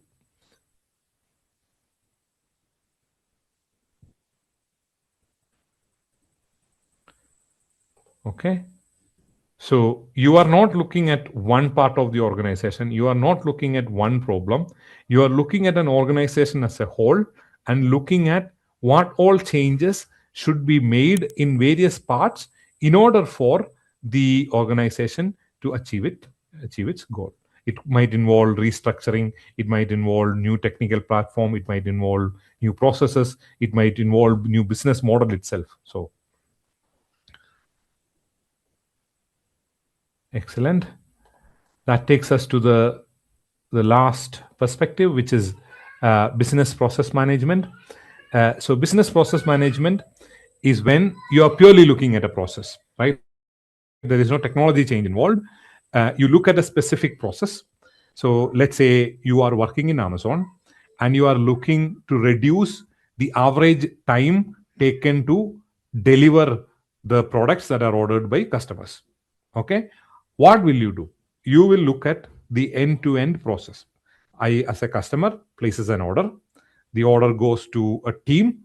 That team will then, depending on the right what you call category, will send to a particular godown or a fulfillment center. They will then take the product, send it to a different fulfillment center, which is en route to the place where I am, and they will then send. So you will map this whole thing out, and then you will ask, okay, what is it that we can do so that we can reduce the time taken to deliver this. So it could be that instead of somebody forwarding it, you automate it. That would result in faster delivery of the instructions. It could be that you build 10 new godowns in places where these products are getting ordered very frequently. So these kind of changes are called business process management changes. Okay, in this perspective, the business analyst will evaluate the business processes and come up with recommendations on how to change or improve the business process, which is the Introduction to Business Analysis Body of Knowledge version 3 guide. We started by defining what is business analysis.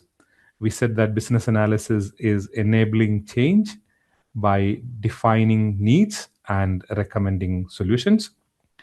Then we moved on to the business analysis core concept model. There were 6 concepts in the business analysis core concept model, which were change, which is an act of transformation in response to a need, which is a problem or an opportunity, solution, which is a way of satisfying one or more needs. Context is the environment in which the solution or the need is being addressed. Stakeholder is somebody who is related to the change, solution, or the need. And finally, value is the worth of a particular solution in a context. And then we took a look at the knowledge areas. We learned that there are 6 knowledge areas. So the first is business analysis, planning, and monitoring, where we plan the overall business analysis activities as well as the performance assessment of business analysis. The second is requirements lifecycle management, which is used to manage information collected throughout the life cycle of the solution. Then there is elicitation and collaboration, which is used to gather information from stakeholders and manage the ongoing collaboration with them. There is strategy analysis, which defines the need and the business goals, and also focuses on defining the current and the future state. Requirement analysis and design definition will help us to specify and model requirements as well as validate and verify them. Finally, solution evaluation helps us to evaluate the solution against the expected benefits and then recommend actions to improve the value of the solution. Then we looked at the requirement analysis the requirement schema. We learned about business requirements, which is the high level goals and objectives that you are trying to achieve. Then we looked at the stakeholder requirements, which are the business requirements broken down from the perspective of the various stakeholders. Then we looked at the solution requirement, which included both functional and non-functional requirements. Functional requirements are the behaviors of the system. Non-functional requirements are related to performance. And then finally, we learned about transition requirements, which are used when we are moving from the current state to the future state. Then we also learned about requirements and designs. We learned that requirements are focused on need and designs are focused on the solution. We looked at the stakeholders. We learned about the 10 different stakeholders. We then went through the competencies. There were 6 different groups of competencies. We then had a glance at the techniques, the 50 techniques, which we will cover through the course. We also took a look at the 5 perspectives. The perspectives are agile, business intelligence, information technology, business architecture, and business process management. From business analysis approach, you can use these guidelines. So business analysis performance assessment will provide you feedback from the past, which will help you to make better approaches or better planning.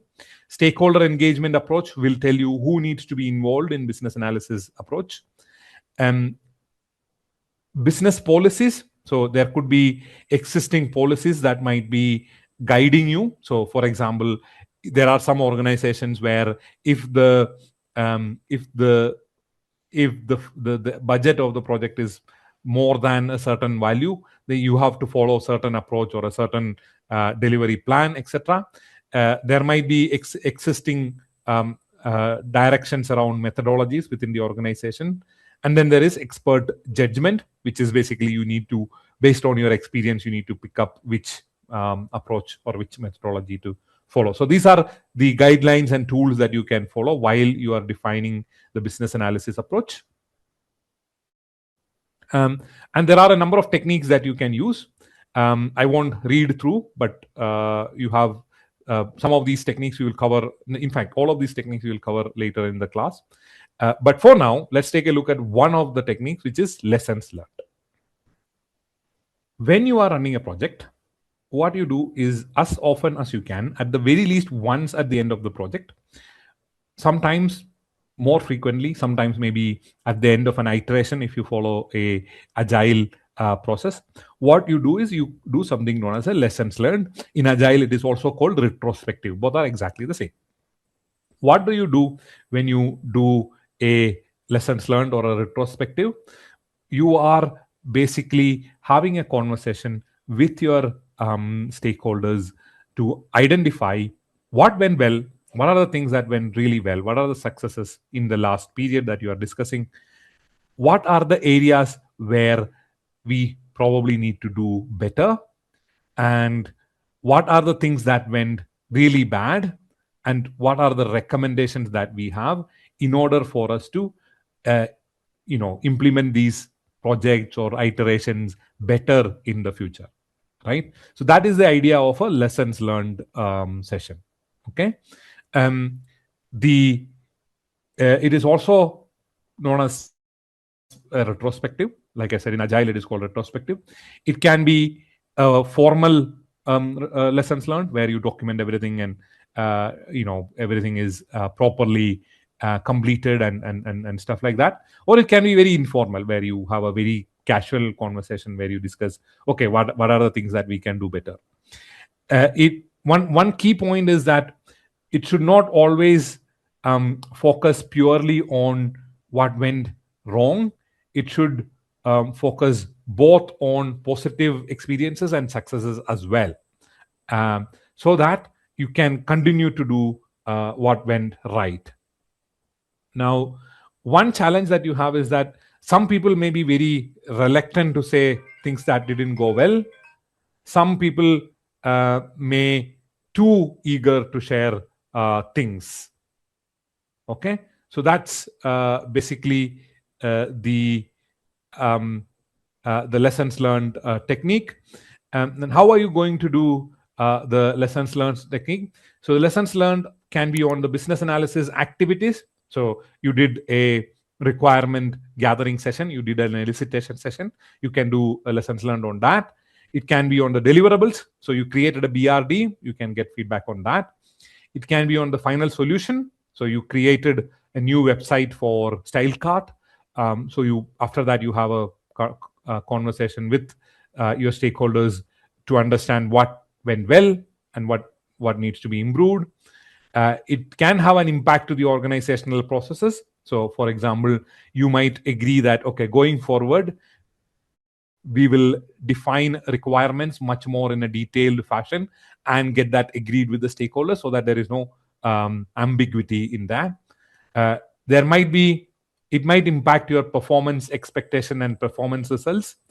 It could have a positive or a negative variant. So you were expecting the requirements to be complete. It was much better than what you expected, or it could be worse than you expected.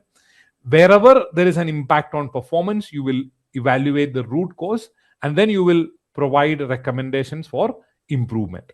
So that's the lessons learned technique. To sum up, lessons learned is a technique where what you do is you ask your stakeholders what is it that about the project or the deliverable or the iteration that went well, what are the areas where we might require some improvements, and you document them and provide recommendations as to how to address those areas of improvement. Okay, the stakeholders who are involved in planning business analysis approach are domain SME, project manager, sponsor, and regulator. So these are the stakeholders that you need to engage in order to complete your business analysis approach. Okay, that concludes the first task. Lessons learned process with all the stakeholders. Yes, so all the stakeholders will be involved in the lessons learned session so that they can all provide their feedback or their things that you can improve. You decide the deliverables, you decide the timeline for it, you decide the tasks and activities, and then you get all these agreed with your stakeholders. Kapil, I'm not sure if you were there in the session yesterday. We covered BRD yesterday. BRD stands for Business Requirements Documents. I have provided a sample in the additional materials for yesterday, and it is also covered in a slide yesterday, so you can probably refer to that. At a high level, it is a document where both business requirements and stakeholder requirements are documented by a business analyst. We learned who are stakeholders. Now, one thing which often people do not give enough stress to, the success of your project depends on how engaged are your stakeholders. So their engagement and their contributions will drive the success or failure of your project. And as a BA, your ability to engage with your stakeholders will define how good of a BA you are. Okay, so planning stakeholder engagement is the task in which you look at your stakeholders and understand who are your stakeholders, identify your stakeholders, and then you plan an approach so that you can maintain an effective relationship with your stakeholders. Okay, so the inputs into these tasks are the needs, which is basically what you are trying to achieve. So in our style card, the fundamental need is to increase the digital sales or the online sales for style cart. The BA approach, we already agreed, we are going to do adaptive, etc., etc., etc. So you take both those and then you look at, okay, who are my stakeholders and what are their characteristics? Okay, those information, when represented in the form of a document, will become what is known as a stakeholder engagement approach. Okay, which is the output of this particular task. Right, let's look at the elements. So the first is you will perform what is known as a stakeholder analysis, right? How do you do a stakeholder analysis? You identify who all are the stakeholders, right? So we discussed who all are the stakeholders in our Unilever canteen order management system, right? Employees are some stakeholders. So what category of stakeholders are they? They are the end users of your product, right? um, Canteen staff are another set of stakeholders. They are also your end users of your product. Management, the Unilever management, they are a stakeholder, but they are more likely on the sponsor side of the role, right? You might have a project manager, you might have a domain SME, so that could be a senior staff within the canteen. So they might work as a domain SME because they are familiar with how the entire ordering is happening today. So they might act as a domain SME. You might have some developers or lead developers or IT project managers who might work as the implementation SME. You might decide that instead of implementing a website upfront, you might procure some sort of a workflow tool from a vendor. So they might become your stakeholders, like a supplier. Um, you might have a support team that supports your current system, or you might want to implement a support team in the future. So that becomes the operational support. You might need testers, so they become your testing teams. That the testers will become your stakeholders. So you identify all the stakeholders that you need to involve in your project, right? Then you look at their attitudes. What do we mean by attitude? So some of these people might have a very positive attitude towards your project, right? So the management might be very eager to get the whole thing implemented, but your canteen staff may be okay, that this will result in lesser staff, or this is the project might include additional work for me, so they may not be that eager. The current system is working, why do we need all these kind of things? So they may not be that eager, so they might have a very negative attitude towards the project. So you will do that analysis to understand, okay, what they think about the project, what they think about the business analysis activity. Then there is decision making authority. So some of these people can make decisions. So management is probably having the highest level of decision making power. So they can say, okay, we are going ahead with the project, or we are not going ahead with the project, or we will go ahead but with limited amount of funding. We will go ahead but we won't enforce certain facts of it. So all those kind of decisions lie with some stakeholders. So you need to identify that. And each stakeholder will have a level of influence or a level of power. Employees, if you take the average employee, will have limited power. The management, on the other hand, will have high amount of power. Within the management, there could be different teams. There could be an operations team. There could be an HR. So each of them will have certain levels of influence. We need to identify that. So that's the first task, or the first component of the first element of stakeholder engagement, which is to perform stakeholder analysis. Okay, once you do the stakeholder analysis, you need to decide what are the stakeholder communication needs, right? Now you decide to go ahead with building the application or canteen order management system. um, what do you think are the stakeholder communication needs for employees? How frequently should you provide an update on this order management system to employees? You are building an order management system for employees to order their food, their lunch in your company, in your organization. Would you, like, for example, once the requirements are complete, would you send out a communication to all the employees saying that, okay, we are building this, these are the requirements, please review and let us know? No, correct.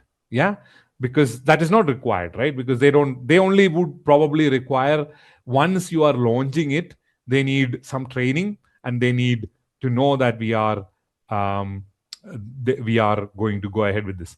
There might be a representative from the employees who might provide you requirements, but Beyond that, so they may work as a like a default domain SME kind of thing. Other than that, you don't have to engage with all the employees. The same again with canteen staff. You don't need to inform them about the progress, etc. So there might be some representative who will act as a domain SME. They will be involved in stakeholder updates.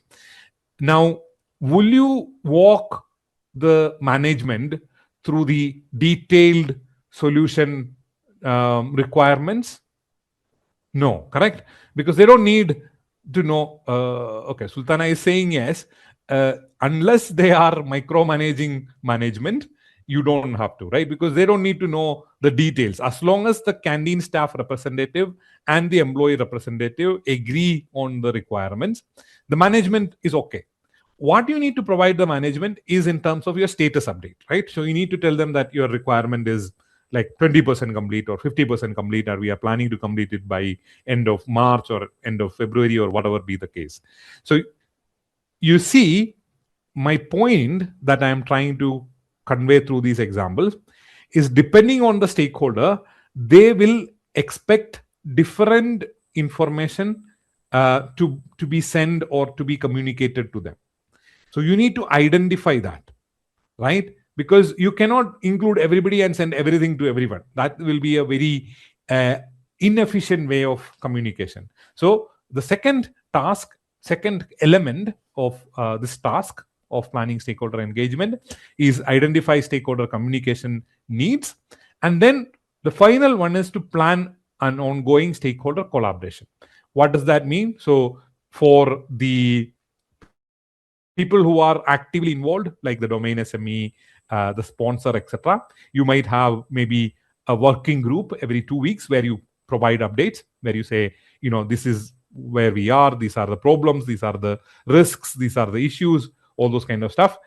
The active team, like for example, the domain SME, the business analyst, etc., might meet every day so that they can go over the requirements, the current state, the future state, all those kind of stuff. So you will decide, okay, who needs to be engaged at what stage, and then you will document that. So that becomes your stakeholder engagement approach. For stakeholders, do we keep meetings bi-weekly or milestone basis? Okay, so what did we just say? We need to first identify the stakeholders. What was our second plan, second step? Define stakeholder communication needs, and then plan the stakeholder collaboration, right? When you do this, Diksha, you will have to decide how frequently should you meet which stakeholder. For employees, you are never going to meet them. The canteen staff, you are never going to meet them. The management, you probably needs to meet once every 2 weeks, like you said, right? The employees, you probably need to train them once the tool is ready to be deployed. So that's milestone basis. The domain, the employee representative and the canteen representative and the development team, you are likely to meet every day so that you can make progress on the project. So this is exactly what you are deciding. The answer to that question is what you are going to define when you are defining a stakeholder engagement approach. You are going to decide as a BA, until my deliverables are complete, including product owner and product manager, how frequently should I meet with them, right? So for a PO, what do you think should be the frequency? Daily is probably not needed, right? Probably once in a week, maybe even once in 2 weeks. The project manager, you probably need to send updates more frequently, maybe weekly, but you only need to meet once in 2 weeks, I think, right? So that's something you need to decide based on their ask. So you can ask them also when you are having engagements with them. You can talk to them. You know what? Okay, so this is what I think you need, right? You need, like, if you're talking to your project manager, he might need updates every week, right? So that he can send those updates to his senior management, right? So you will tell him that, okay, let me send you a status update at the end of every week. Every 2 weeks, we will have a conversation where I will flag any risk, any issues, and I will also update you about what is happening. So you agree that with them before you implement that, so that you can document. Yes, you can discuss the means of communication, right? Somebody might only require, somebody might say, I don't want to be in meetings and all. You send me the update in an email. So that communication requirements you agree, and then you plan it. The problem what happens, Diksha, is if you do not think about at the beginning of the project, one of two things can happen. Either you will end up sending everything to everybody, which they don't need, which they have no interest in, so thereby resulting in over communication, which is probably okay because people can ignore emails. Or you will end up under communicating, which is a horrible problem because people are not aware about things that they should be aware, right?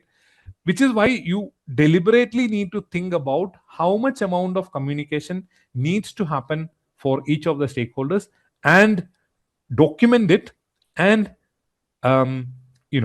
communicate that documentation to them so that they are aware, and then follow that documented approach. Now, the whole point is to follow a very structured, organized approach rather than doing this in a half-assed manner. This is how a stakeholder engagement approach could look like. So you start with stakeholder identification. So the stakeholder, let's say CEO, CFO, they are project sponsors and budget holders. They have high influence, high impact. The expectations from their side would be having return on investment, brand alignment, online revenue growth, those kind of things. Marketing team, they drives the campaigns, brands, and promotions, their influence, impact, their expectations. So you do this kind of an analysis, right? So you have IT team who will be focused on technical build and maintenance, sales and operations, who will be involved in inventory order fulfillment, customer support, who will be managing the customer queries, end customers, new and repeat users, right? Warehouse and logistics team, legal and compliance, design, external vendors, board of directors, they will be invested in strategic oversight. So these are your stakeholders, and this is your stakeholder identification. Then you agree. So we have the interest power, right? So we have that view as well. Then you look at the engagement strategy. So executive leadership, there could be what is known as steering committee meetings, progress reports, communication frequency is bi-weekly, communication method is through dashboards, reports, and strategy reviews. Marketing team, you might provide updates in a weekly fashion. IT development team, daily possibly, and using Jira or DevOps tools. Sales and operations, maybe bi-weekly. Now, this is not an exact science, right? This is something where you kind of think about it, brainstorm with your stakeholders, and agree with them the engagement strategy that you are going to follow. And then you will come up with an engagement plan, and that will be end of your stakeholder engagement approach. All right. The guidelines and tools, we will use business analysis performance assessment to guide and address any problems that we might have faced in the past. We will use change strategy, which will tell us what change strategy are we following. And current state description will tell you which parts of the organization is being impacted by the change and which stakeholders should be involved. Okay, so there are a number of techniques that we can use. But let's take a look at organizational modeling and stakeholder list, map, or personas. Okay, so what is an organizational model, right? So basically what you do is, one second.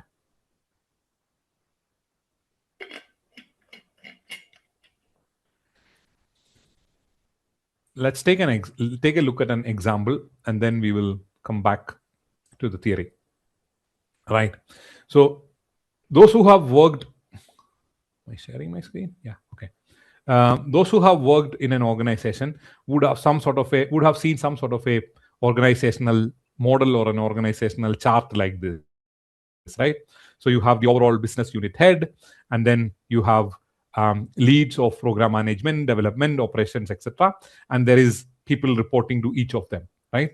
So this kind of a representation of the entire organization is called an organizational model, right?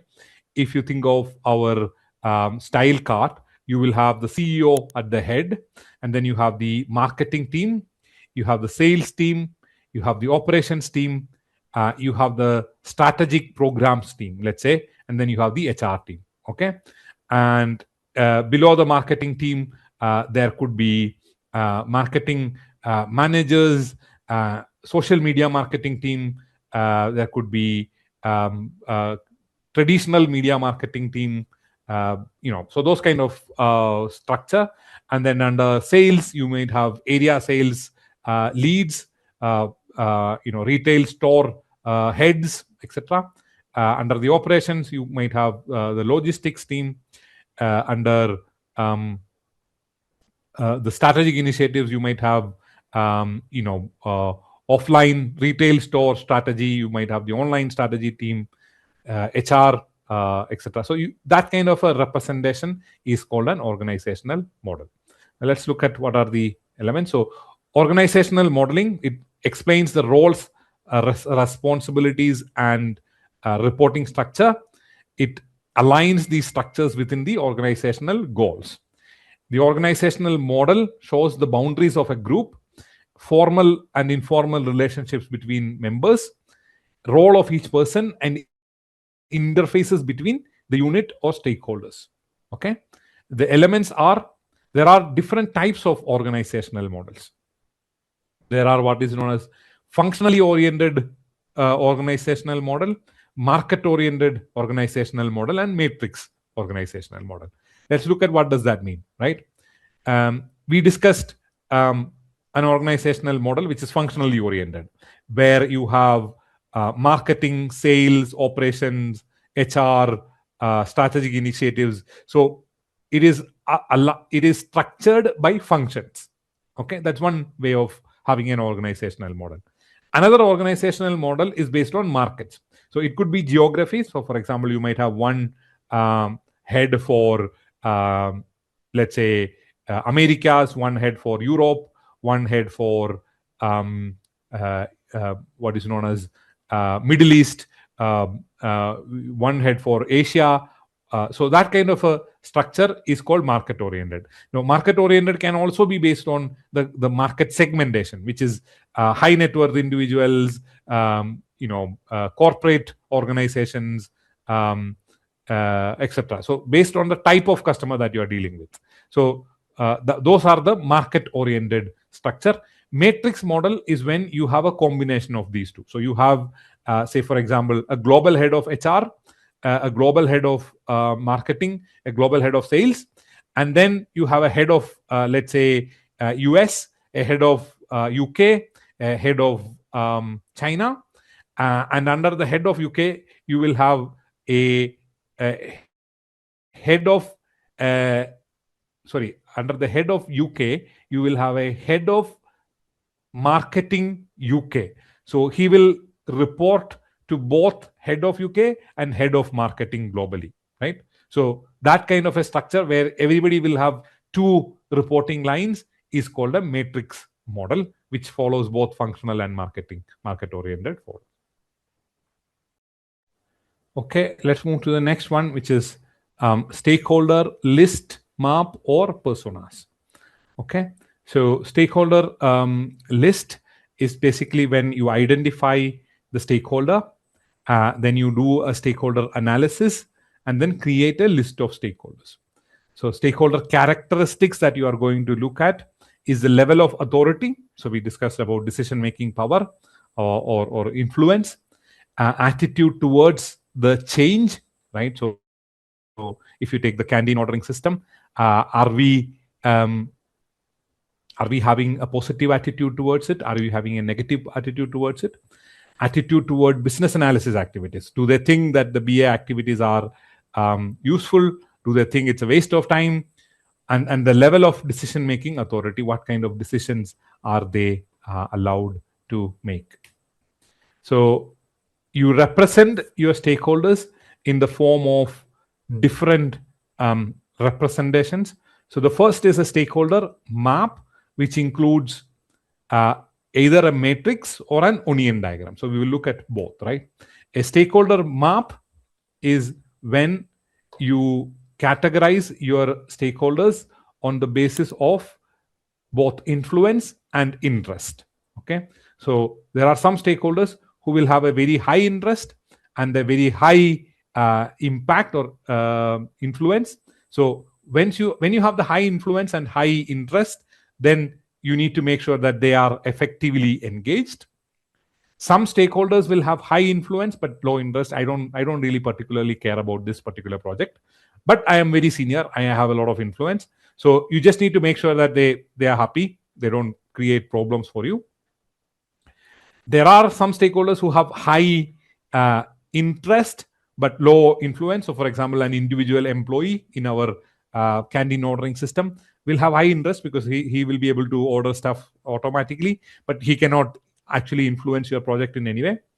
And then there are people who might have very low influence and low interest, right? So you need to make sure that you identify their interest and influence and engage your stakeholders according to their interest and influence.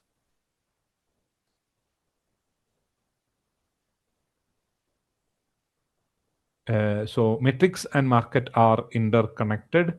So metrics is a combination of your market oriented and your functional representation, right? So you have so functionally oriented and market oriented are two different ways in which you structure your organization.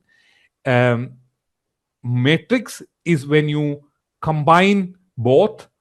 So you have both market oriented, so you have US, UK, and China, let's say, and then you also have functionally oriented. So you have a head of marketing, head of sales, and head of operations. Now, if you look at the head of US marketing, will report to two people: head of US and the head of global head of marketing. So that kind of a structure is called a matrix model. Stakeholder onion diagram is a way of representing your stakeholders in the level of in accordance to the level of interest or the level of involvement in the solution or the change delivery, right? So the project team will be at the center of the onion diagram. So if you think about like an onion, it has the layers, right? So this is basically representing stakeholders in various layers, which is why it's called an onion diagram. So you have at the core of the onion the project team who is involved in delivery, and then any affected organizational unit will be the next layer. The overall organization will be the next layer, and anybody who is external would be the final layer. So it represents stakeholders according to the level of involvement in the delivery of the change or the solution. That is stakeholder onion diagram.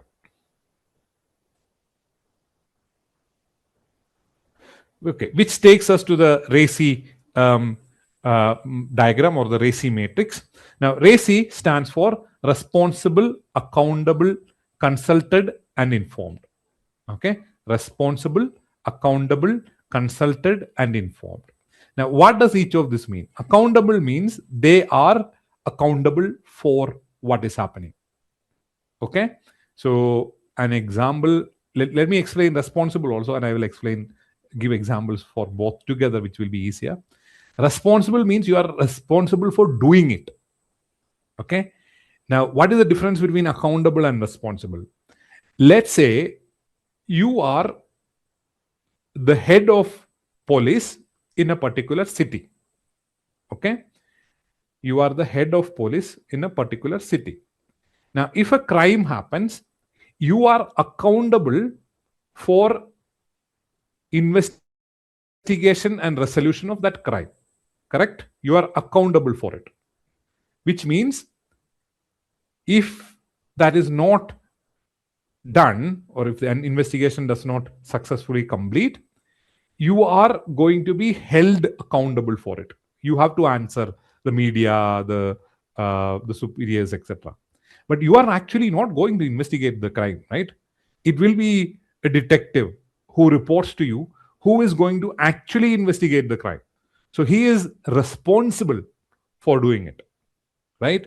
So accountable is the person who is finally going to be held liable for that particular activity.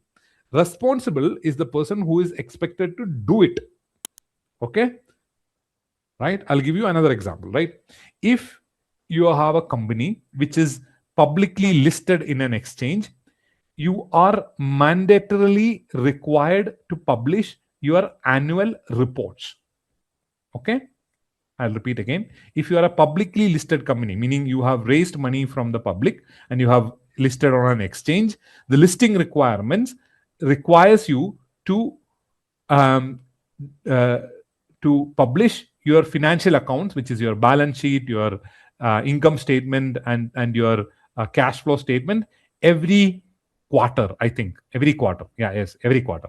Right now, the accountability of this lies with the CEO and the CFO. Right. So the CEO, who is chief executive officer, and CFO, the chief financial officer, they are accountable for it. Okay, if there is willful misstatement of it, they are liable to go to jail, right? And it has happened, like Enron in US, Satyam in India. These are examples where the statements were doctored, and that resulted in senior executives going to jail effectively, right? But you cannot expect the CEO to literally sit and create the annual reports, right? That will be done by their finance teams, finance analysts and finance reporting analysts, right? So they are responsible for doing it, but the accountability still lies with the senior CEO or the CFO. Okay, hopefully that makes it clear. Now, what does consulted means? Consulted is when, in order to do this activity, you might seek their inputs. Okay, informed means you will provide an update to them, right? So if you take our canteen order management system, a project manager could be accountable for the delivery of the solution. Now, the various tasks under that delivery, there could be people who are responsible for carrying it out, or it could be that the sponsor is accountable and the project manager is responsible for on behalf of the sponsor to implement the canteen order management system. Now, the canteen order management system implementation might consult HR, might inform employee. If there is an employee trade union, they might be informed, right? But that doesn't mean that they are accountable or responsible. So that's the four kind of elements of RACI. So what you do is you take each task and then you say, okay, this particular person is accountable or responsible or informed or consulted about this particular task. So if you take in order to identify a problem or an opportunity, the accountability is with the BA, but it is done by the sponsor, project manager, and operations team. The implementation team is consulted and the regulators are informed. Similarly, for each task, you can see the accountable, responsible, and consulted and informed. Yes, accountable is answerable, liable. Okay, is RACI clear?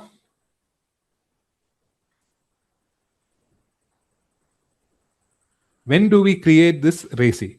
It's RACI, RACI. So, listen, responsible, accountable, consulted, and informed. So, you create a RACI when you start a project so that everybody is clear of their roles and responsibilities.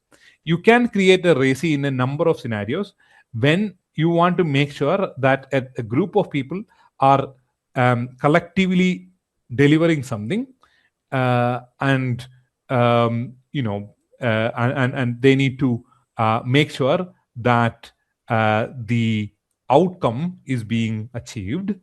So that is when you create a RACI. I mean, we can create a RACI for our course, right? So, for example, if we were to, so who is responsible, who is accountable for delivering the class? It is me, right? But in in order to deliver the class, I need your attendance, you need to pay attention, etc. So you are responsible to an extent. I am accountable for delivering the class. To pay attention, who is accountable? You are accountable. But there is a certain amount of responsibility with me, which is to make sure that you are able to pay attention. We might consult Amal for questions around LMS or questions around certain policy, etc. We might inform Amal. So, for example, if we want to extend the session or we want to cut short the session, we have to inform Amal. So that's basically what, when you create a RACI. You create a RACI when a group of people are coming together and they have to deliver a certain set of tasks or a certain project or a certain activity, and you need to define what is the role of each person in the delivery. Okay. Any other questions? You need to agree that with the stakeholder, Diksha. So it's not like you decide that this is going to be the sponsor is going to be accountable for it.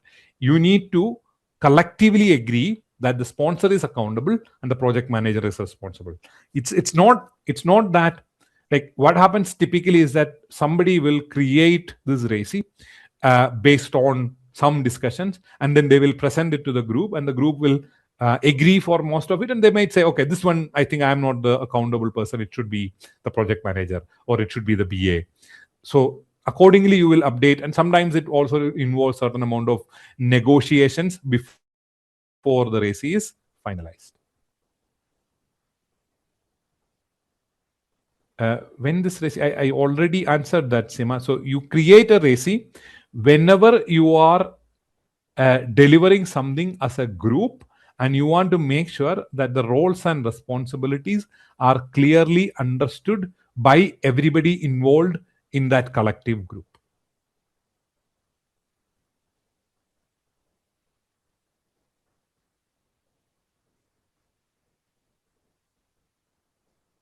Okay, I think we will move on to persona. So persona is basically for your stakeholder. In order to understand the stakeholder better, what you do is you will create a persona for your stakeholder. This is more than just their roles and responsibilities. This is more about who they are, right? So things like their age, their gender, their ambitions, their concerns, their challenges, their background, all of this becomes critical in the persona. So the persona you create in order to understand your customer or your stakeholder better. So you create that in a fictionalized or generalized way. So for example, if you were to build a solution for farmers in India, let's say, you cannot create that solution without understanding the persona of a typical farmer. How much education does he have? How many language does he speak? What are his goals? What are his dreams? What kind of family he has? So only when you understand those things will you be able to create a solution which helps him to use it, right? So helps him to achieve a certain goal, right? It could be to market his products or whatever, right? So that's where you create a persona. The goal of a persona is not to identify stakeholders, but to understand the drivers and motivations of your stakeholders better. Okay, so that completes our stakeholder engagement. The stakeholders who will be involved for creating a plan, so planning stakeholder engagement are customer, end user, supplier, regulator, project manager, and domain SME. So these are the stakeholders that you will work with to create this. Okay, if not, we will move on to the next task, which is plan business analysis governance. Okay, what is your understanding of governance in a corporate environment? Obviously, there is the political governance. I'm not talking about that. The understanding of governance in a corporate environment.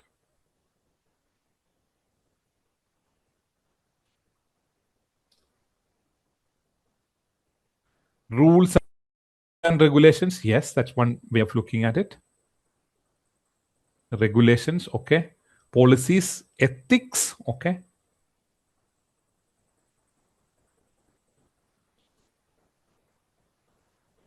SOPs as in standard operating procedures, okay.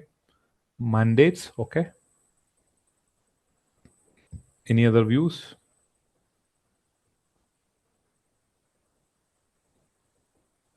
Compliance regulations, okay. Responsive system, okay, yeah. Okay, so governance is fundamentally about decision making. Okay, so in an organization, there has to be an established structure or process or level of authority for making decisions. Okay, let's say you are working in an organization and you have to travel somewhere on business. Okay, now your travel is for, let's say, 1 month, and it is going to cost, let's say, 10,000 US dollars. Okay, now it might be that the governance that is put in place could be that if an expenditure of 10,000 or less is incurred, it can be approved by a manager. So you can go to your manager and your manager will be able to approve. So he is making a decision that you can go on your business trip because the cost of the trip is below 10,000. Next month, you're going somewhere else. This time, however, you're going for 2 months and the total cost is around 30,000. Now you cannot have your manager approve it because it is beyond his decision making authority. So it has to go to somebody who is more senior, maybe a director or somebody like that, who will then approve your travel, right? Why do this happen? Because the organization has designed its governance it's in such a way that any decisions which incur a cost of up to $10,000 can be taken by managers. But if the cost goes beyond 10,000 up to, let's say, 100,000, it can be taken by, say, a director. If it goes up from 100,000 to, say, a million, it can be a vice president. So that kind of a setup is called governance.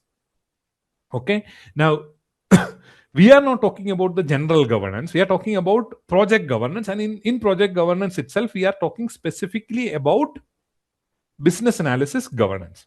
So business analysis governance is about what decisions can be made by who, and what is the process for making those decisions.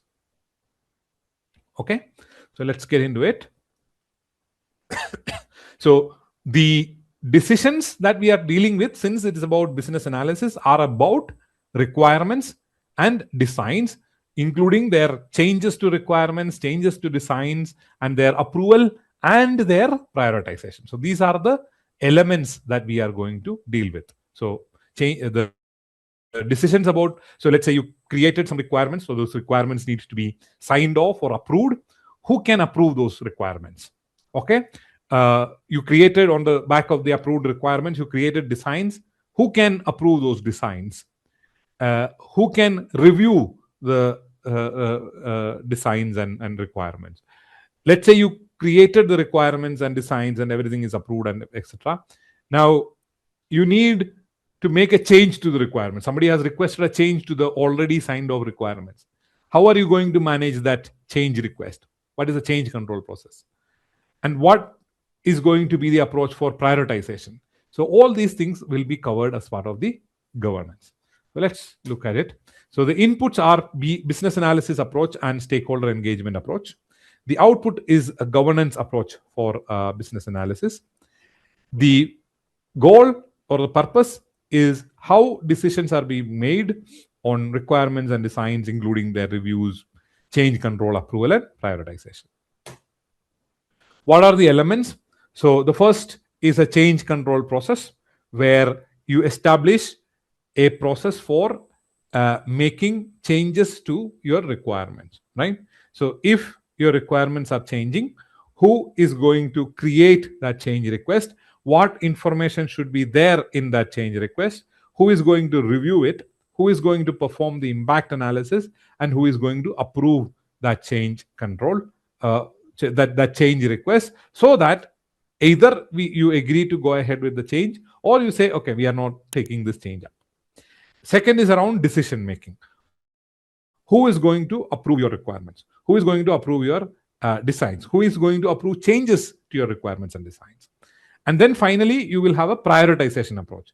What is the approach that you are going to follow when you have to decide the priority of your requirements and your designs? And finally, once you have completed the governance approach, that needs to be agreed with your stakeholders and approved so that it can be followed in future scenarios. So the business analysis governance approach defines how business analysis decisions are made, including how approvals are obtained, who has the authority over requirements, and how changes to business analysis deliverables are managed. So this is the governance approach for our style card project. So the decision making authority. So business requirements approval will be by the product owner and the business sponsor. Functional design validation by the BA, UX designer, and dev lead. And then scope prioritization is by the steering committee, and change request approvals is by the change control board. Okay. Approval process. Requirements approval workflow is the requirements are drafted by the BA, it's reviewed by the stakeholders, and then approved by the product owner, and then tracked in the requirements traceability matrix. Document approvals, BRD, FRS, and process flows require sign-off from product owner, product manager, and technical lead. Change control process, change request will be initiated by the stakeholder or BA, documented in a change request form, reviewed by the BA and PM for impact analysis, and decision made by the change control board, and it will be maintained in the requirement traceability matrix. You will use Moscow prioritization for all requirements, features, and enhancements. And then for conflict resolution, you will try BA facilitation. If not, escalate to PM and steering committee, document conflicts and resolutions in the project log. If not, we will move to the guidelines and tools. So the guidelines and tools, business analysis performance assessment, which is a guideline for all the tasks that we saw so far in this knowledge area. Business policies, which will define decision-making authority and governance. Current state description, which will explain what is currently in place. And in some scenarios, there might be legal and regulatory requirement for us to adhere to. Can we take one more example briefly? Sure. Let's take our other case study, which is the canteen ordering system in Unilever. So, who will be creating? Let's start with requirements, right? So, who will be creating the requirements? That will be a BA. Who will be reviewing the requirements? All stakeholders, which includes your domain SME, your implementation SME, and maybe even the sponsor. Who will sign off the requirement? It could be the sponsor, or it could be the senior, maybe the CEO, right? So that will be who they will be signing off the requirements. Who will what happens if there are changes to the requirements? The changes to the requirements should be initiated by the stakeholder or by the BA. It will be completed using a change request form. The form has to be defined upfront. Once the change request form is completed, the BA and the project manager will perform an impact assessment. What is an impact assessment? So they will review the change and explain, okay, if we accept this change, that will result in some positive benefits, but it will result in increasing the timeline of the project by 1 month and the cost of the project by $50,000. And they will present that impact analysis to something like a change control board, and the change control board will review it and approve it. You document this process so that when there is a change coming through, you will decide that, okay, this we just need to follow this process. That is the governance approach.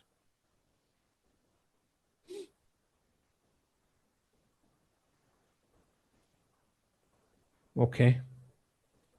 Any other questions on the governance approach? So we went through the guidelines and tools. Then we have a set of techniques that we can use. I won't read through, but these are the techniques that you can use for planning the governance and business analysis governance.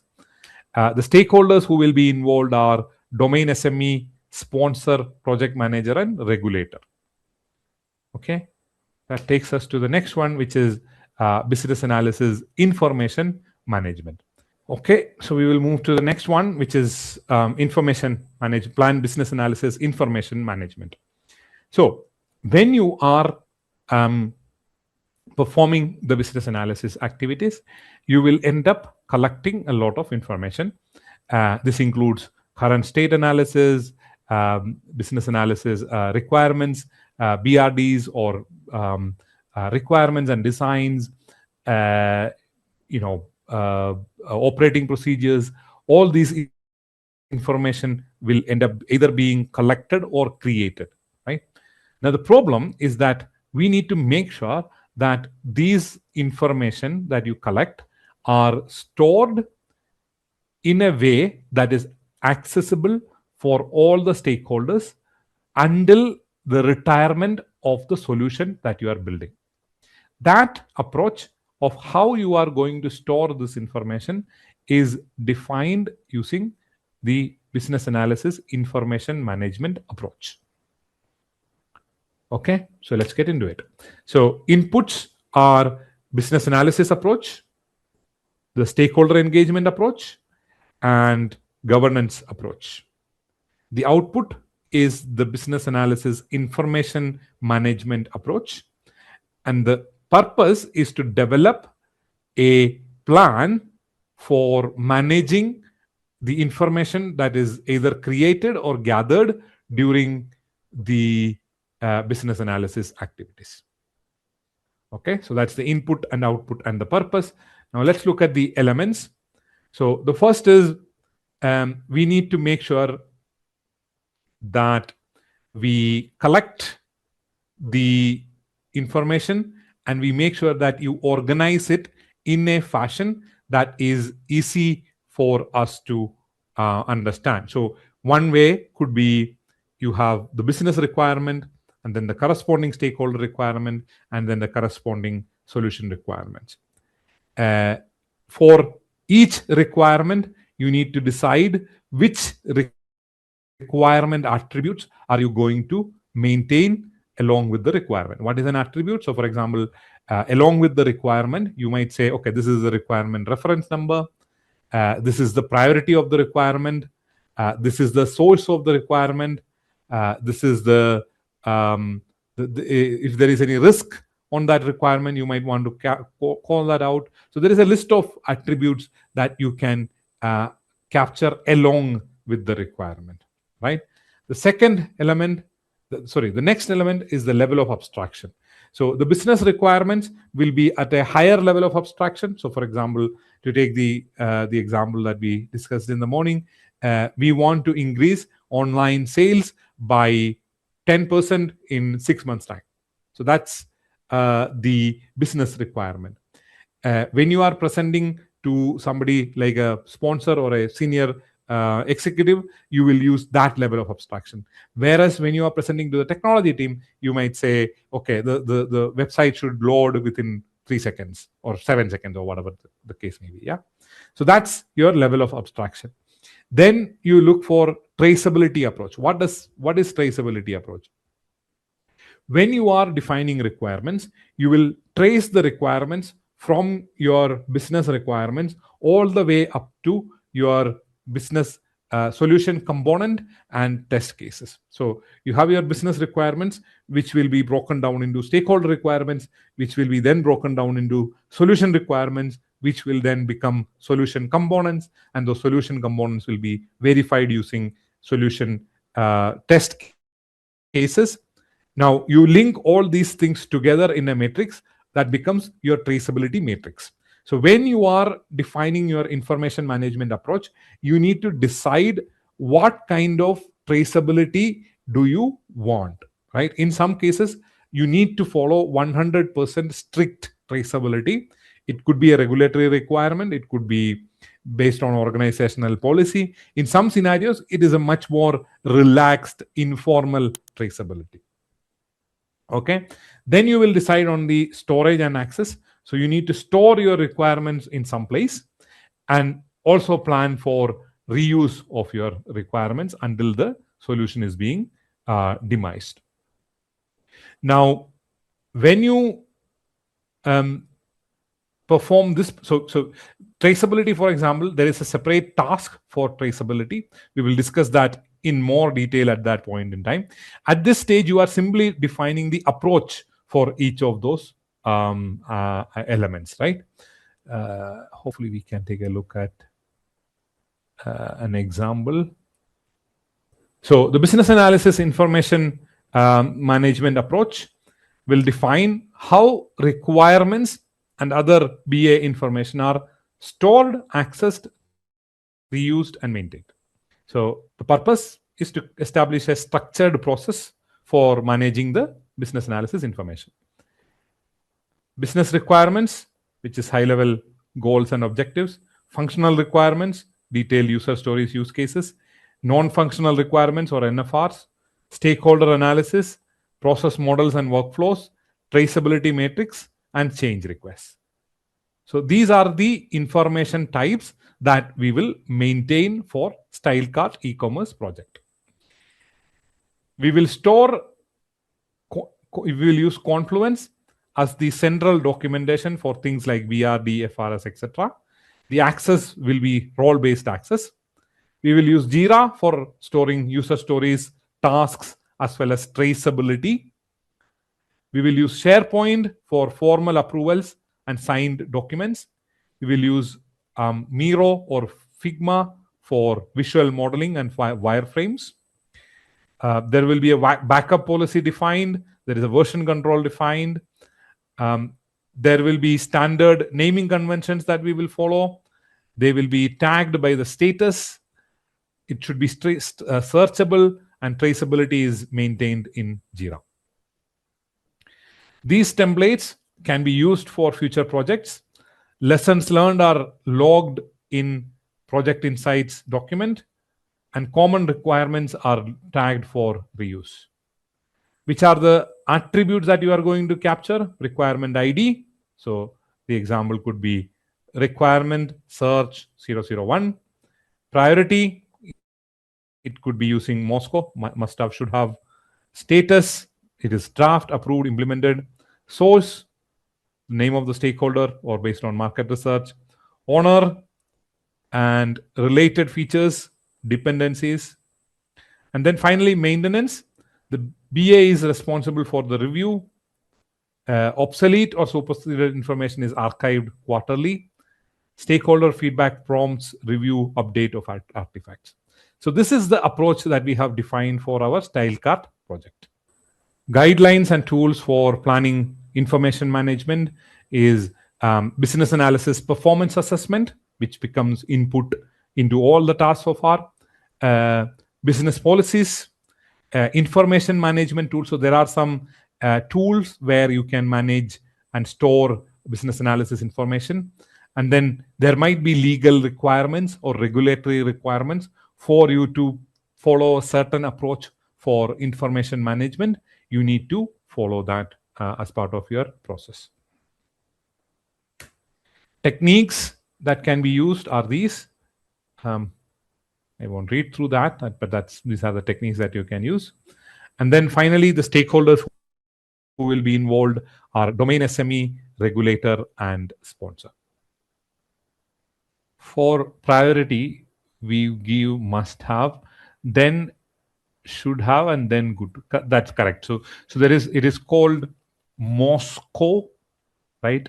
It is written small o, S, C, capital, again small o, W. So M is must have, that's the highest priority. S is should have, that is the next highest priority. C is could have, that is the next priority, and W is won't have, that is the least priority. Yeah, we will cover this in as part of prioritization.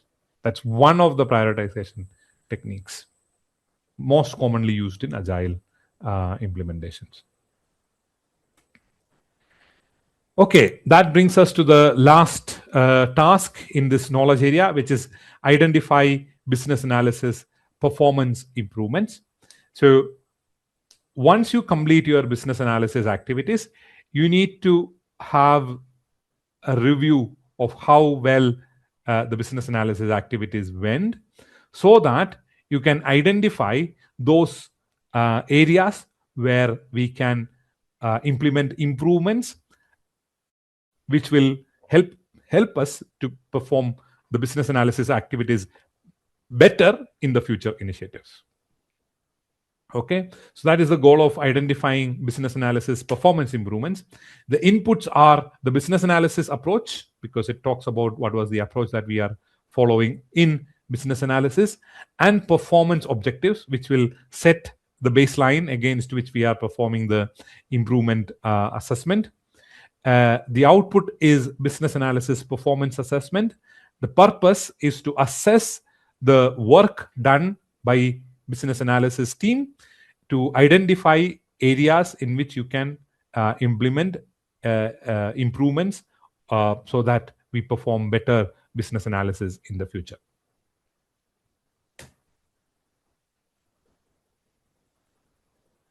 Okay, the elements of business analysis performance improvement. So what do? We first have a review of what happened, right? So we talk to stakeholders, we look at the data that is available to us, and we do a performance analysis, how well the business analyst has captured the requirements. Was there any missed requirements? Were there any delay in identifying requirements? What is the feedback from the stakeholders?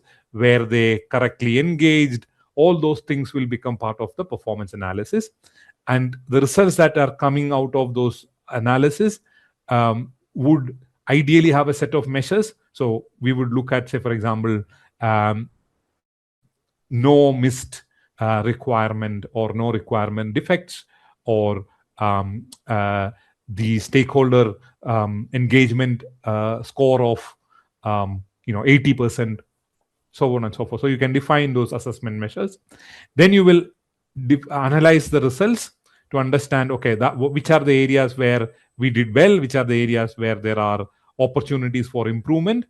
And then there will be a list of actions for improvement, which will then become the action item for us to implement.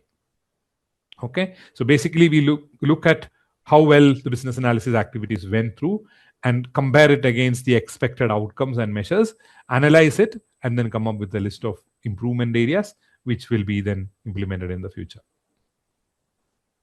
Guidelines and tools. You use organizational performance standards to evaluate the business analysis performance in a particular initiative. The techniques that we can use are listed here. We will take a look at the technique metrics and key performance indicators next. But before that, since we are almost at our 2-hour mark, we will take a quick 10 minutes break. When we come back, we will cover the technique, metrics, and KPIs. And then we will look at the stakeholders who should be involved in the business analysis performance assessment. And finally, we will have a short quiz. With that, we will close our first knowledge area. Okay, so we will let me launch the poll on the PACE retention ratio. Okay, we did not discuss it, but retention ratio is a measurable indicator. So retention ratio is basically the opposite of attrition ratio. It could be for customers, it could be for employees. So if you're talking about customer retention ratio, how many customers order from you or buy from you again and again is the retention ratio. So a retention ratio signifies customer loyalty. So you can say, I need to maintain a retention ratio of 50% or above. That is an example of a indicator or a metric. CSI, I'm not sure what you mean by CSI, customer success. I am very happy with your answer with the percentage of wastage in the canteen. Okay, so how much food is wasted in canteen, right? Let's say we kind of weigh it up and we say X kg of food is wasted in canteen, right? The amount of food wasted in canteen can be can be a good indicator or a good metric. Customer satisfaction index, okay, net promoter score, it is also called. That is another good indicator of your or metric. Increase, yes, percentage sale of online sales is a metric. Okay, we will come to the increase part and the reduction part of wastage later. For now, we are talking about a metric or an indicator, right? That indicator tells you how you are performing. Now, that increase part will come in KPI. I'll come to that in a minute, right? Operation cost is an indicator. Okay, percentage of reduction will come to that. So let's take a few examples. So we spoke about wastage in canteen in kgs, the total wastage of food in canteen in kilograms, customer satisfaction index, retention ratio, percentage of online sales of style cart as a the percentage of online sales as a percentage of total sales of style cart, operation cost, and conversion ratio. So that we have 5 metrics that we have identified. Yeah. So okay. So that's metrics. Now, what is a key performance indicator? Key performance indicator measures the progress towards a strategic goal or objective. Okay. So KPI is metric with a goal attached to it, right? So if you take wastage in canteen as an indicator, right? Your KPI is percentage of wastage reduction in canteen, right? So your goal is to reduce wastage by 30%. So currently, on an average, in a day, you waste, let's say, 1,000 kgs of food. So the goal is to reduce it to 700 kg. So your kg of food wasted is your indicator or your metric. Your KPI is the percentage reduction in wastage of food. Customer satisfaction index, let's say, is currently at 75%, right? So customer satisfaction index is 75%. Your KPI could be an increase of customer satisfaction index by 10 percentage points. So you want to increase it to 85%, right? The current percentage of online sales to total sales is, let's say, at 10%. And your KPI, so that's your indicator. Your KPI is to increase it to 25%. So that is basically your KPI. Percentage of increase in, yeah. So the increase in percentage of online sales to total sales or total revenue. Okay, so that's KPI. So KPIs measure. So KPIs measure what you want to measure, right? Suppose you want to measure the effectiveness of marketing. Okay, that is when you measure the number of people visiting your website, as an example, right? If you are running a marketing campaign and people visit your website, that basically tells you that your marketing campaign is successful. Then you want to increase the ease of using your website. And what measures it? Conversion ratio. If your website is easy to use, people are likely to buy products from your website. So that is your conversion ratio. So similarly, you define KPIs to measure the effectiveness of what you want to improve.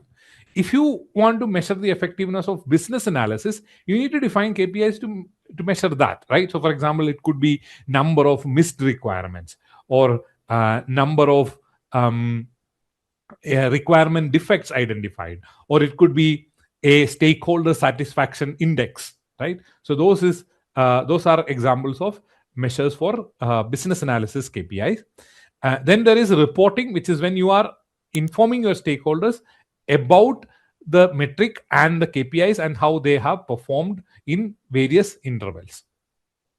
Okay, so that is metrics and key performance indicators. Now, what are the elements? So there are a few characteristics for an indicator or for a metric. It has to be clear. There should be no ambiguity. It should be relevant. You cannot measure, like there is a very interesting book called Measure What Matters. But anyway, so it should be relevant. You should measure what you are trying to improve. It should be economical. What does that mean? You should be able to gather that metric without too much of effort. It should be adequate. It should be enough to tell you that you are making progress. It should be quantifiable. You should be able to measure it. Otherwise, you cannot quantify it. It should be trustworthy. You should be able to rely on it accurately, right? There is this anecdote that I think the founder of Amazon, Jeff Bezos, gives in one of his interviews, where he says there was this issue where customers were basically complaining that it takes a long time for them to connect to the customer service representative. So they call the customer service in Amazon, and it takes them a long time for anyone to pick it up and respond to their query. But the Amazon management was tracking the time taken to complete a call, and those numbers were very small. So the anecdotal feedback from customers was not agreeing with the metric that they were getting from what they were measuring. So they were discussing this in the meeting. Apparently, Jeff Bezos called up the customer service on his phone, and it took a long time to connect, thereby proving that the customer was correct and the metric was wrong. So we should want to avoid such scenarios. We want to validate that the metric is actually trustworthy and credible. Now, your metric can be a specific point, or it can be a threshold, or it can be a range, right? So it could be that, right? It could be, I want to achieve a certain sales. So you want to increase your sales by, let's say, 10%. So that is a very specific point that you want to achieve. Or you want a threshold, right? If you take, say, for example, your blood sugar levels, the threshold is you want to keep it below a certain threshold. As long as it is below, it doesn't matter what the number is. You don't want to reduce it further or any of such things. You just want to keep it below a certain threshold so that you are healthy, right? Or it can be a range, right? It can be within a value of, say, 10 to 15, but it should not go below 10 or above 15. Again, medical metric is an example. You don't want your sodium to go very high or very low, but it should be in a very specific range. So depending on your scenario, your metric could be a specific point, a threshold, or a range. You need to continuously monitor your metric and report the baseline and the new targets, right? So that's basically about metrics and key performance indicators.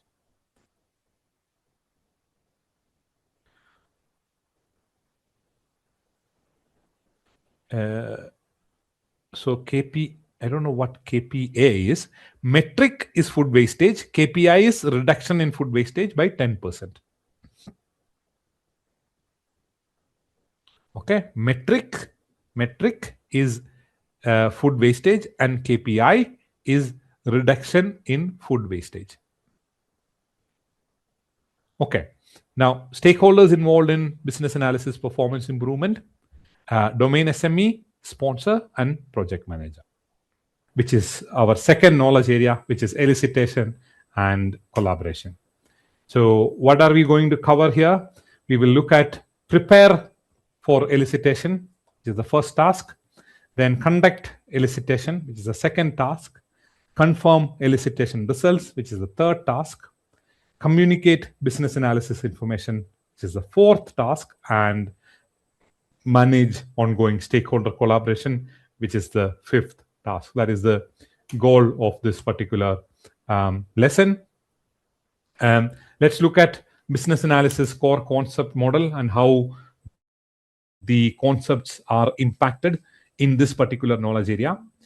And the goal of this knowledge area is to get information from stakeholders. So elicitation is when you go to stakeholders to get information. It could be for current state analysis, it could be for root cause analysis, it could be for business requirements, stakeholder requirements, or solution requirements.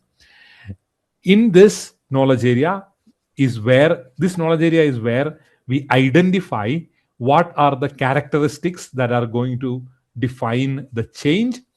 We identify the concerns of our stakeholders and the extent of elicitation requirement in order to implement the change.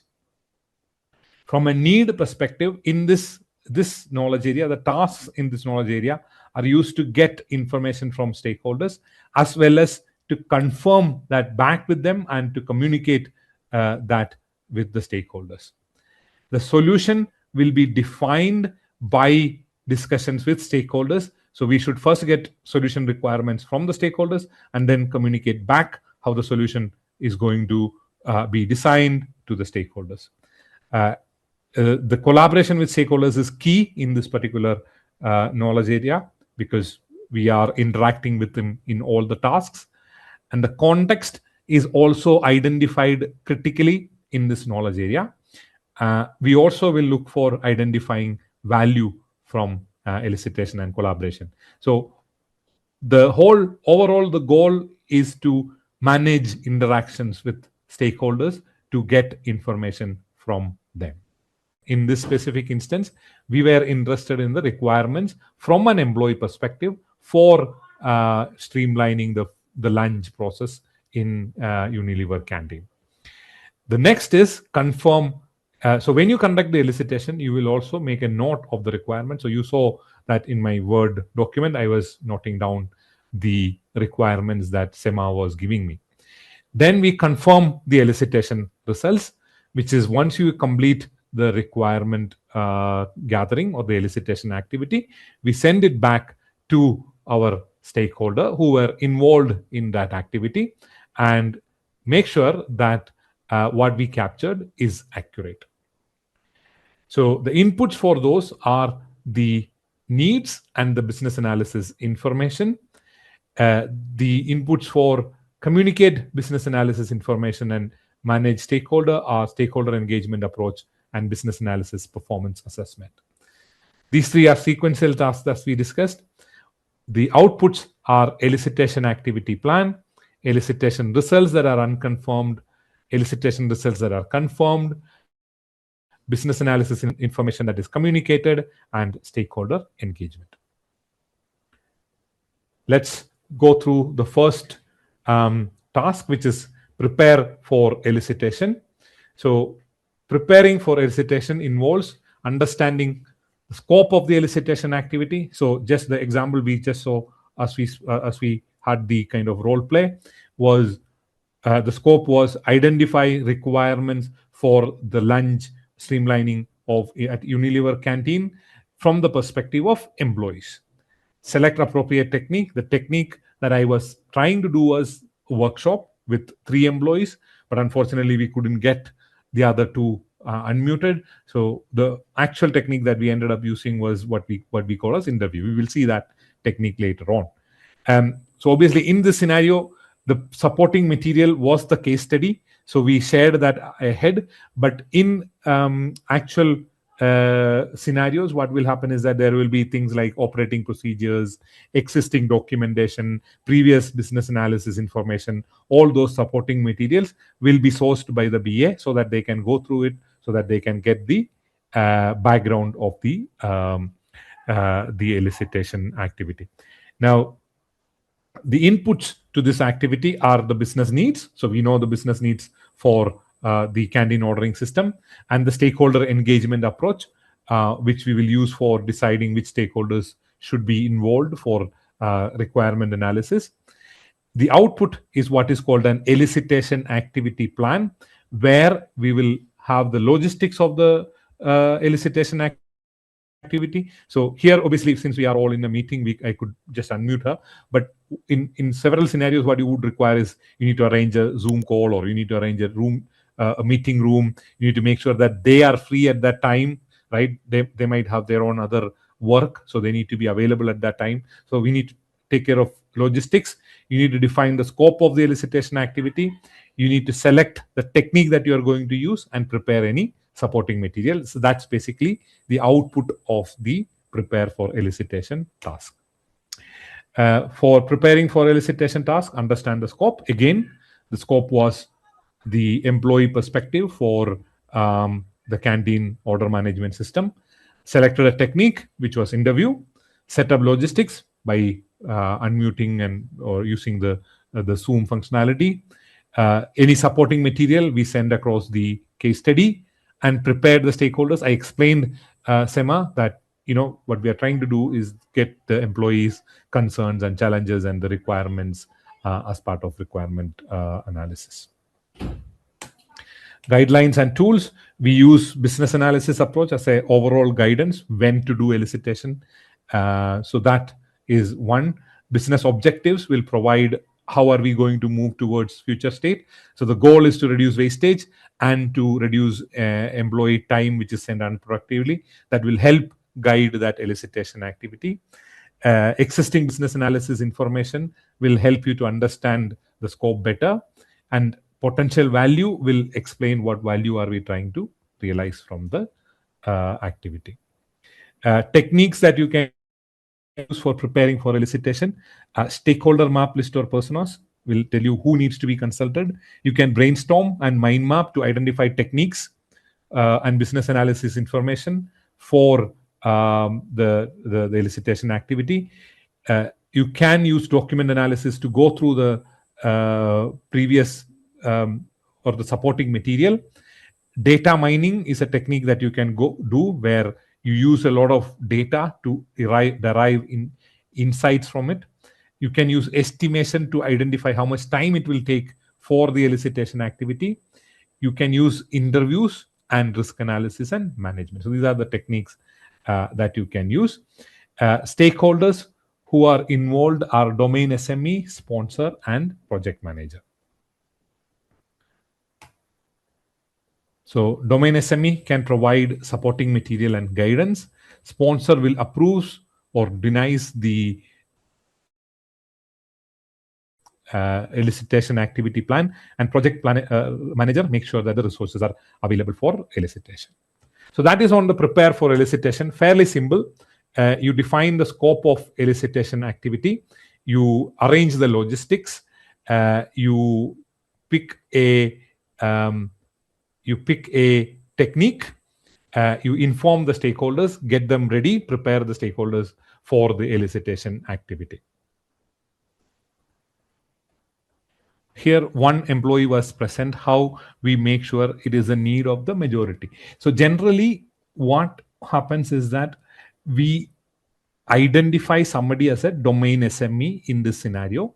So the employee that you select will not generally be any random employee. It will be somebody who can represent the rest of the employees, and we try and have more representation. So that's why I was trying to have 2-3 people so that there can be multiple options coming through. But obviously, in these scenarios, we cannot have the entire 1,200 employees or even a majority of them represented. So what you will do is you will pick and choose specific people who has been there for some time, who are much more well networked, so the management will generally help you do that, who is more articulate as well, who can contribute. So you identify these people based on some amount of expert judgment. But obviously, we cannot have a majority participate in the requirement. We can conduct a survey. We will cover the survey as a technique later on. It is one of the techniques that you can use for elicitation results. But the problem is obviously when you have a lot of subjective information, it is often much difficult. Like, for example, if you send out a questionnaire where you have very detailed descriptions given by 1,000 employees, how are you going to then analyze that in order to get results out of it, right? We can always, once we decide a solution, we can always ask that we can always ask employees from that solution as to whether that solution will be acceptable to them using a survey. But that is not easy, especially when you are trying to gather information at the outset about requirements. Okay. Let's look at then conducting elicitation. Okay. Why do we say elicit? Why don't we say gather, right? Because elicitation, the word means to draw out. So you actually make your stakeholder speak, right? You explore with them what are the different requirements that they have and identify those requirements. So that's basically requirement elicitation or conducting elicitation. The inputs into conducting elicitation are the activity plan that we prepared for the previous in the previous task, and the resources and the supporting material that we have collected. The output is unconfirmed elicitation results. Now, there are three ways in which you can perform elicitation. So the first is collaborative, which is when you interact with stakeholders, which is what we did in our example. You rely on the stakeholders' experience. So the stakeholder has to be. So now, obviously, the employee example or the canteen ordering example is a very simple case, right? Imagine we have something more complicated like banking or insurance. I think somebody was mentioning yesterday they work on insurance. So if you have an insurance use case, the requirement can be fairly complex. So the stakeholder cannot be anybody, right? You cannot pick any employee working in insurance and get requirements for a problem in insurance. It has to be an SME, right? Domain SME. So you interact with an SME who has a lot of experience, and your outputs will be dependent on the level of experience of your stakeholder. The second way is research, where you go through a lot of documents and you uncover information which your stakeholders themselves may not know. So this is particularly effective, especially in what we call as regulatory projects, right? So every now and then, regulators come up with a set of requirements that everybody has to adhere to. It could be laws, it could be requirements. So if you are, I think many of you are based out of India. I don't know if there are people not based out of India, but in India, for example, there are some laws that are changing where the salary structure has to be in a certain way. For example, that means that all HR departments will have to relook at how their employees' salaries are structured, and they need to make changes for that. Now, obviously, nobody knows about this, right? So if you refer to the regulations text, that will help you better than any stakeholder probably. So that is where research can be a good way of conducting elicitation. The last one is experiments. Okay, so this is especially used when you have to get feedback from a large number of stakeholders. Okay, so one easy example that I always use is called A/B testing. Okay, this is when you have two options. So let's say you have a checkout page, and there are two places where you can keep this checkout button. Okay, there is a button that says checkout. You can keep it either at the bottom of the page, or you can keep it on the right hand side, and it will be visible at every point when you scroll through the page. Okay, you need to decide where to place it. Now, whom are you going to ask? Your customers are probably thousands or if not millions of people. So you cannot go and ask millions of people. So what you do is you roll out both options. So there will be a page where you have this button on the right hand side which scrolls with the page, and there will be another page where it will be at the bottom of the page. Then you roll this out to, let's say, two sets of users and evaluate how they respond to it. If they respond to favorably to option A, which is the one on the right hand side, you will go with that. If they are responding favorably to the option B, which is the one where it is on the bottom, you go with that. That's an example of an experiment. But essentially, there are such scenarios where you might want to draw information from your stakeholders without asking them or without using documents, either through using some sort of a prototyping or a proof of concept. That is called experiment. So there are three different ways in which you can conduct elicitation. First is collaborative, where you interact with the stakeholder. Second is research, where you go through documentation.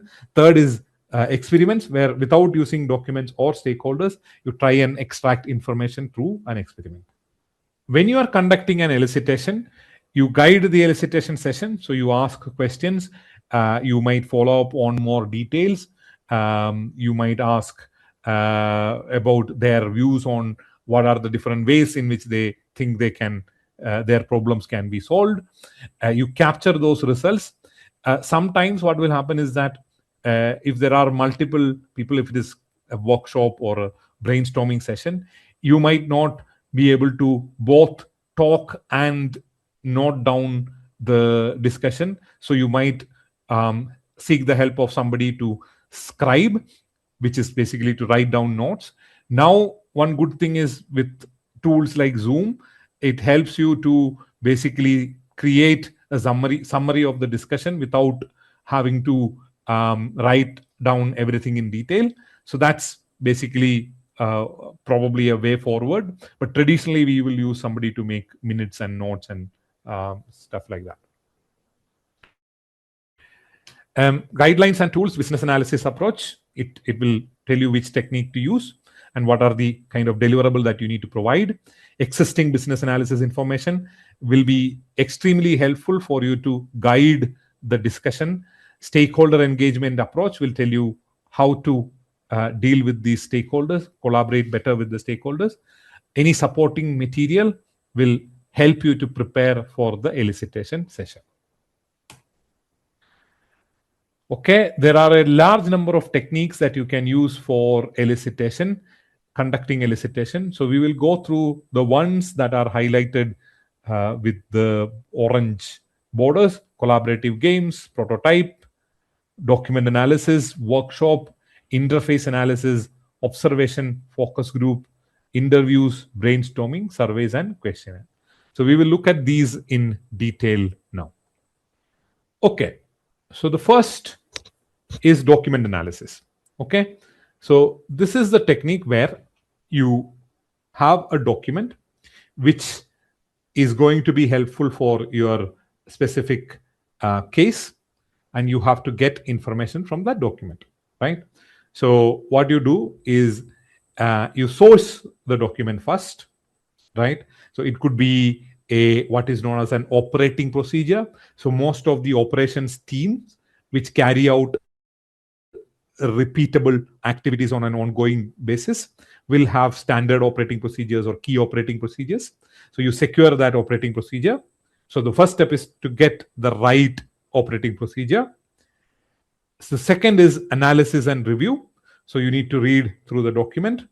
You take notes while you're reading through. There might be certain information which is conflicting. You note those down. And then finally, the summary of the document you will note down as your finding. Again, I think this is in the future, this is going to be no longer used by people because there are generative AI tools that can customize with your prompt, etc. You can customize the exact summary of a document without you having to go through it word by word. As and when these things evolve, I think that will replace we actually reading through the document. Instead of that, you can use a tool to ask pointed questions. Like, for example, does this talk about something specific, right? Does this talk about a particular type of risk? And if yes, can you explain and summarize that, something like that? So you can use some of the emergent tools for this technique, but obviously traditionally we have always gone through these documents ourselves. Now there are some strengths and limitations of this. The strength is it gives you a lot of background information. It will give you the context. If there is an existing solution, it will provide you that background of that solution. You can, if you already have done some elicitation, you can cross-reference those elicitation results to make sure that they are in agreement. And because you have some background information and context, you will be able to engage with your stakeholders much more effectively. Now, the limitations is that sometimes there is way too much information available that can be confusing and time consuming. And the last one is the second limitation is that sometimes the document might be old. Thereby you might be referring to outdated information, thereby causing confusion. So that's document analysis. Simple enough technique. Read through the document and record the findings. Okay, so what is observation? Observation is, let's say, let me give you a different example, right? Yeah, let's take the example of our canteen order management system itself, right? One thing that you can possibly do is you can go to the canteen at 12 o'clock at the peak time of peak lunch hour in the building, and then you can observe what is happening, how many employees are coming in, how many are waiting, how many are going to the order counter, how are they placing orders, what food items are not available. So if you stand there and note and observe and take notes, that is an example of an observation. But observation is much more powerful when you are looking at some sort of standard process that has been established. I'll give you a different example, right? One of the things in banking is customer onboarding, right? Like, let's say if you want to go and open a bank account, when you go to the bank, what they will ask is they will ask you to complete what is known as KYC, know your customer, okay? Which is when they will ask you for your identification, your address, sometimes verification, and your source of wealth. This is to make sure that things like money laundering, terrorist financing, financial crime, all those kind of things doesn't happen. So there is a set of process that the bank client onboarding team will follow. They will ask you to fill up a form, provide some supporting documents, and then they will review those documents. They will call you and verify. And once they do all those things, they will approve your request, and then your account will get created. Your cards will get created, and they will be sent to you. Now, let's say you are a BA who is trying to optimize this process and you want to understand the process.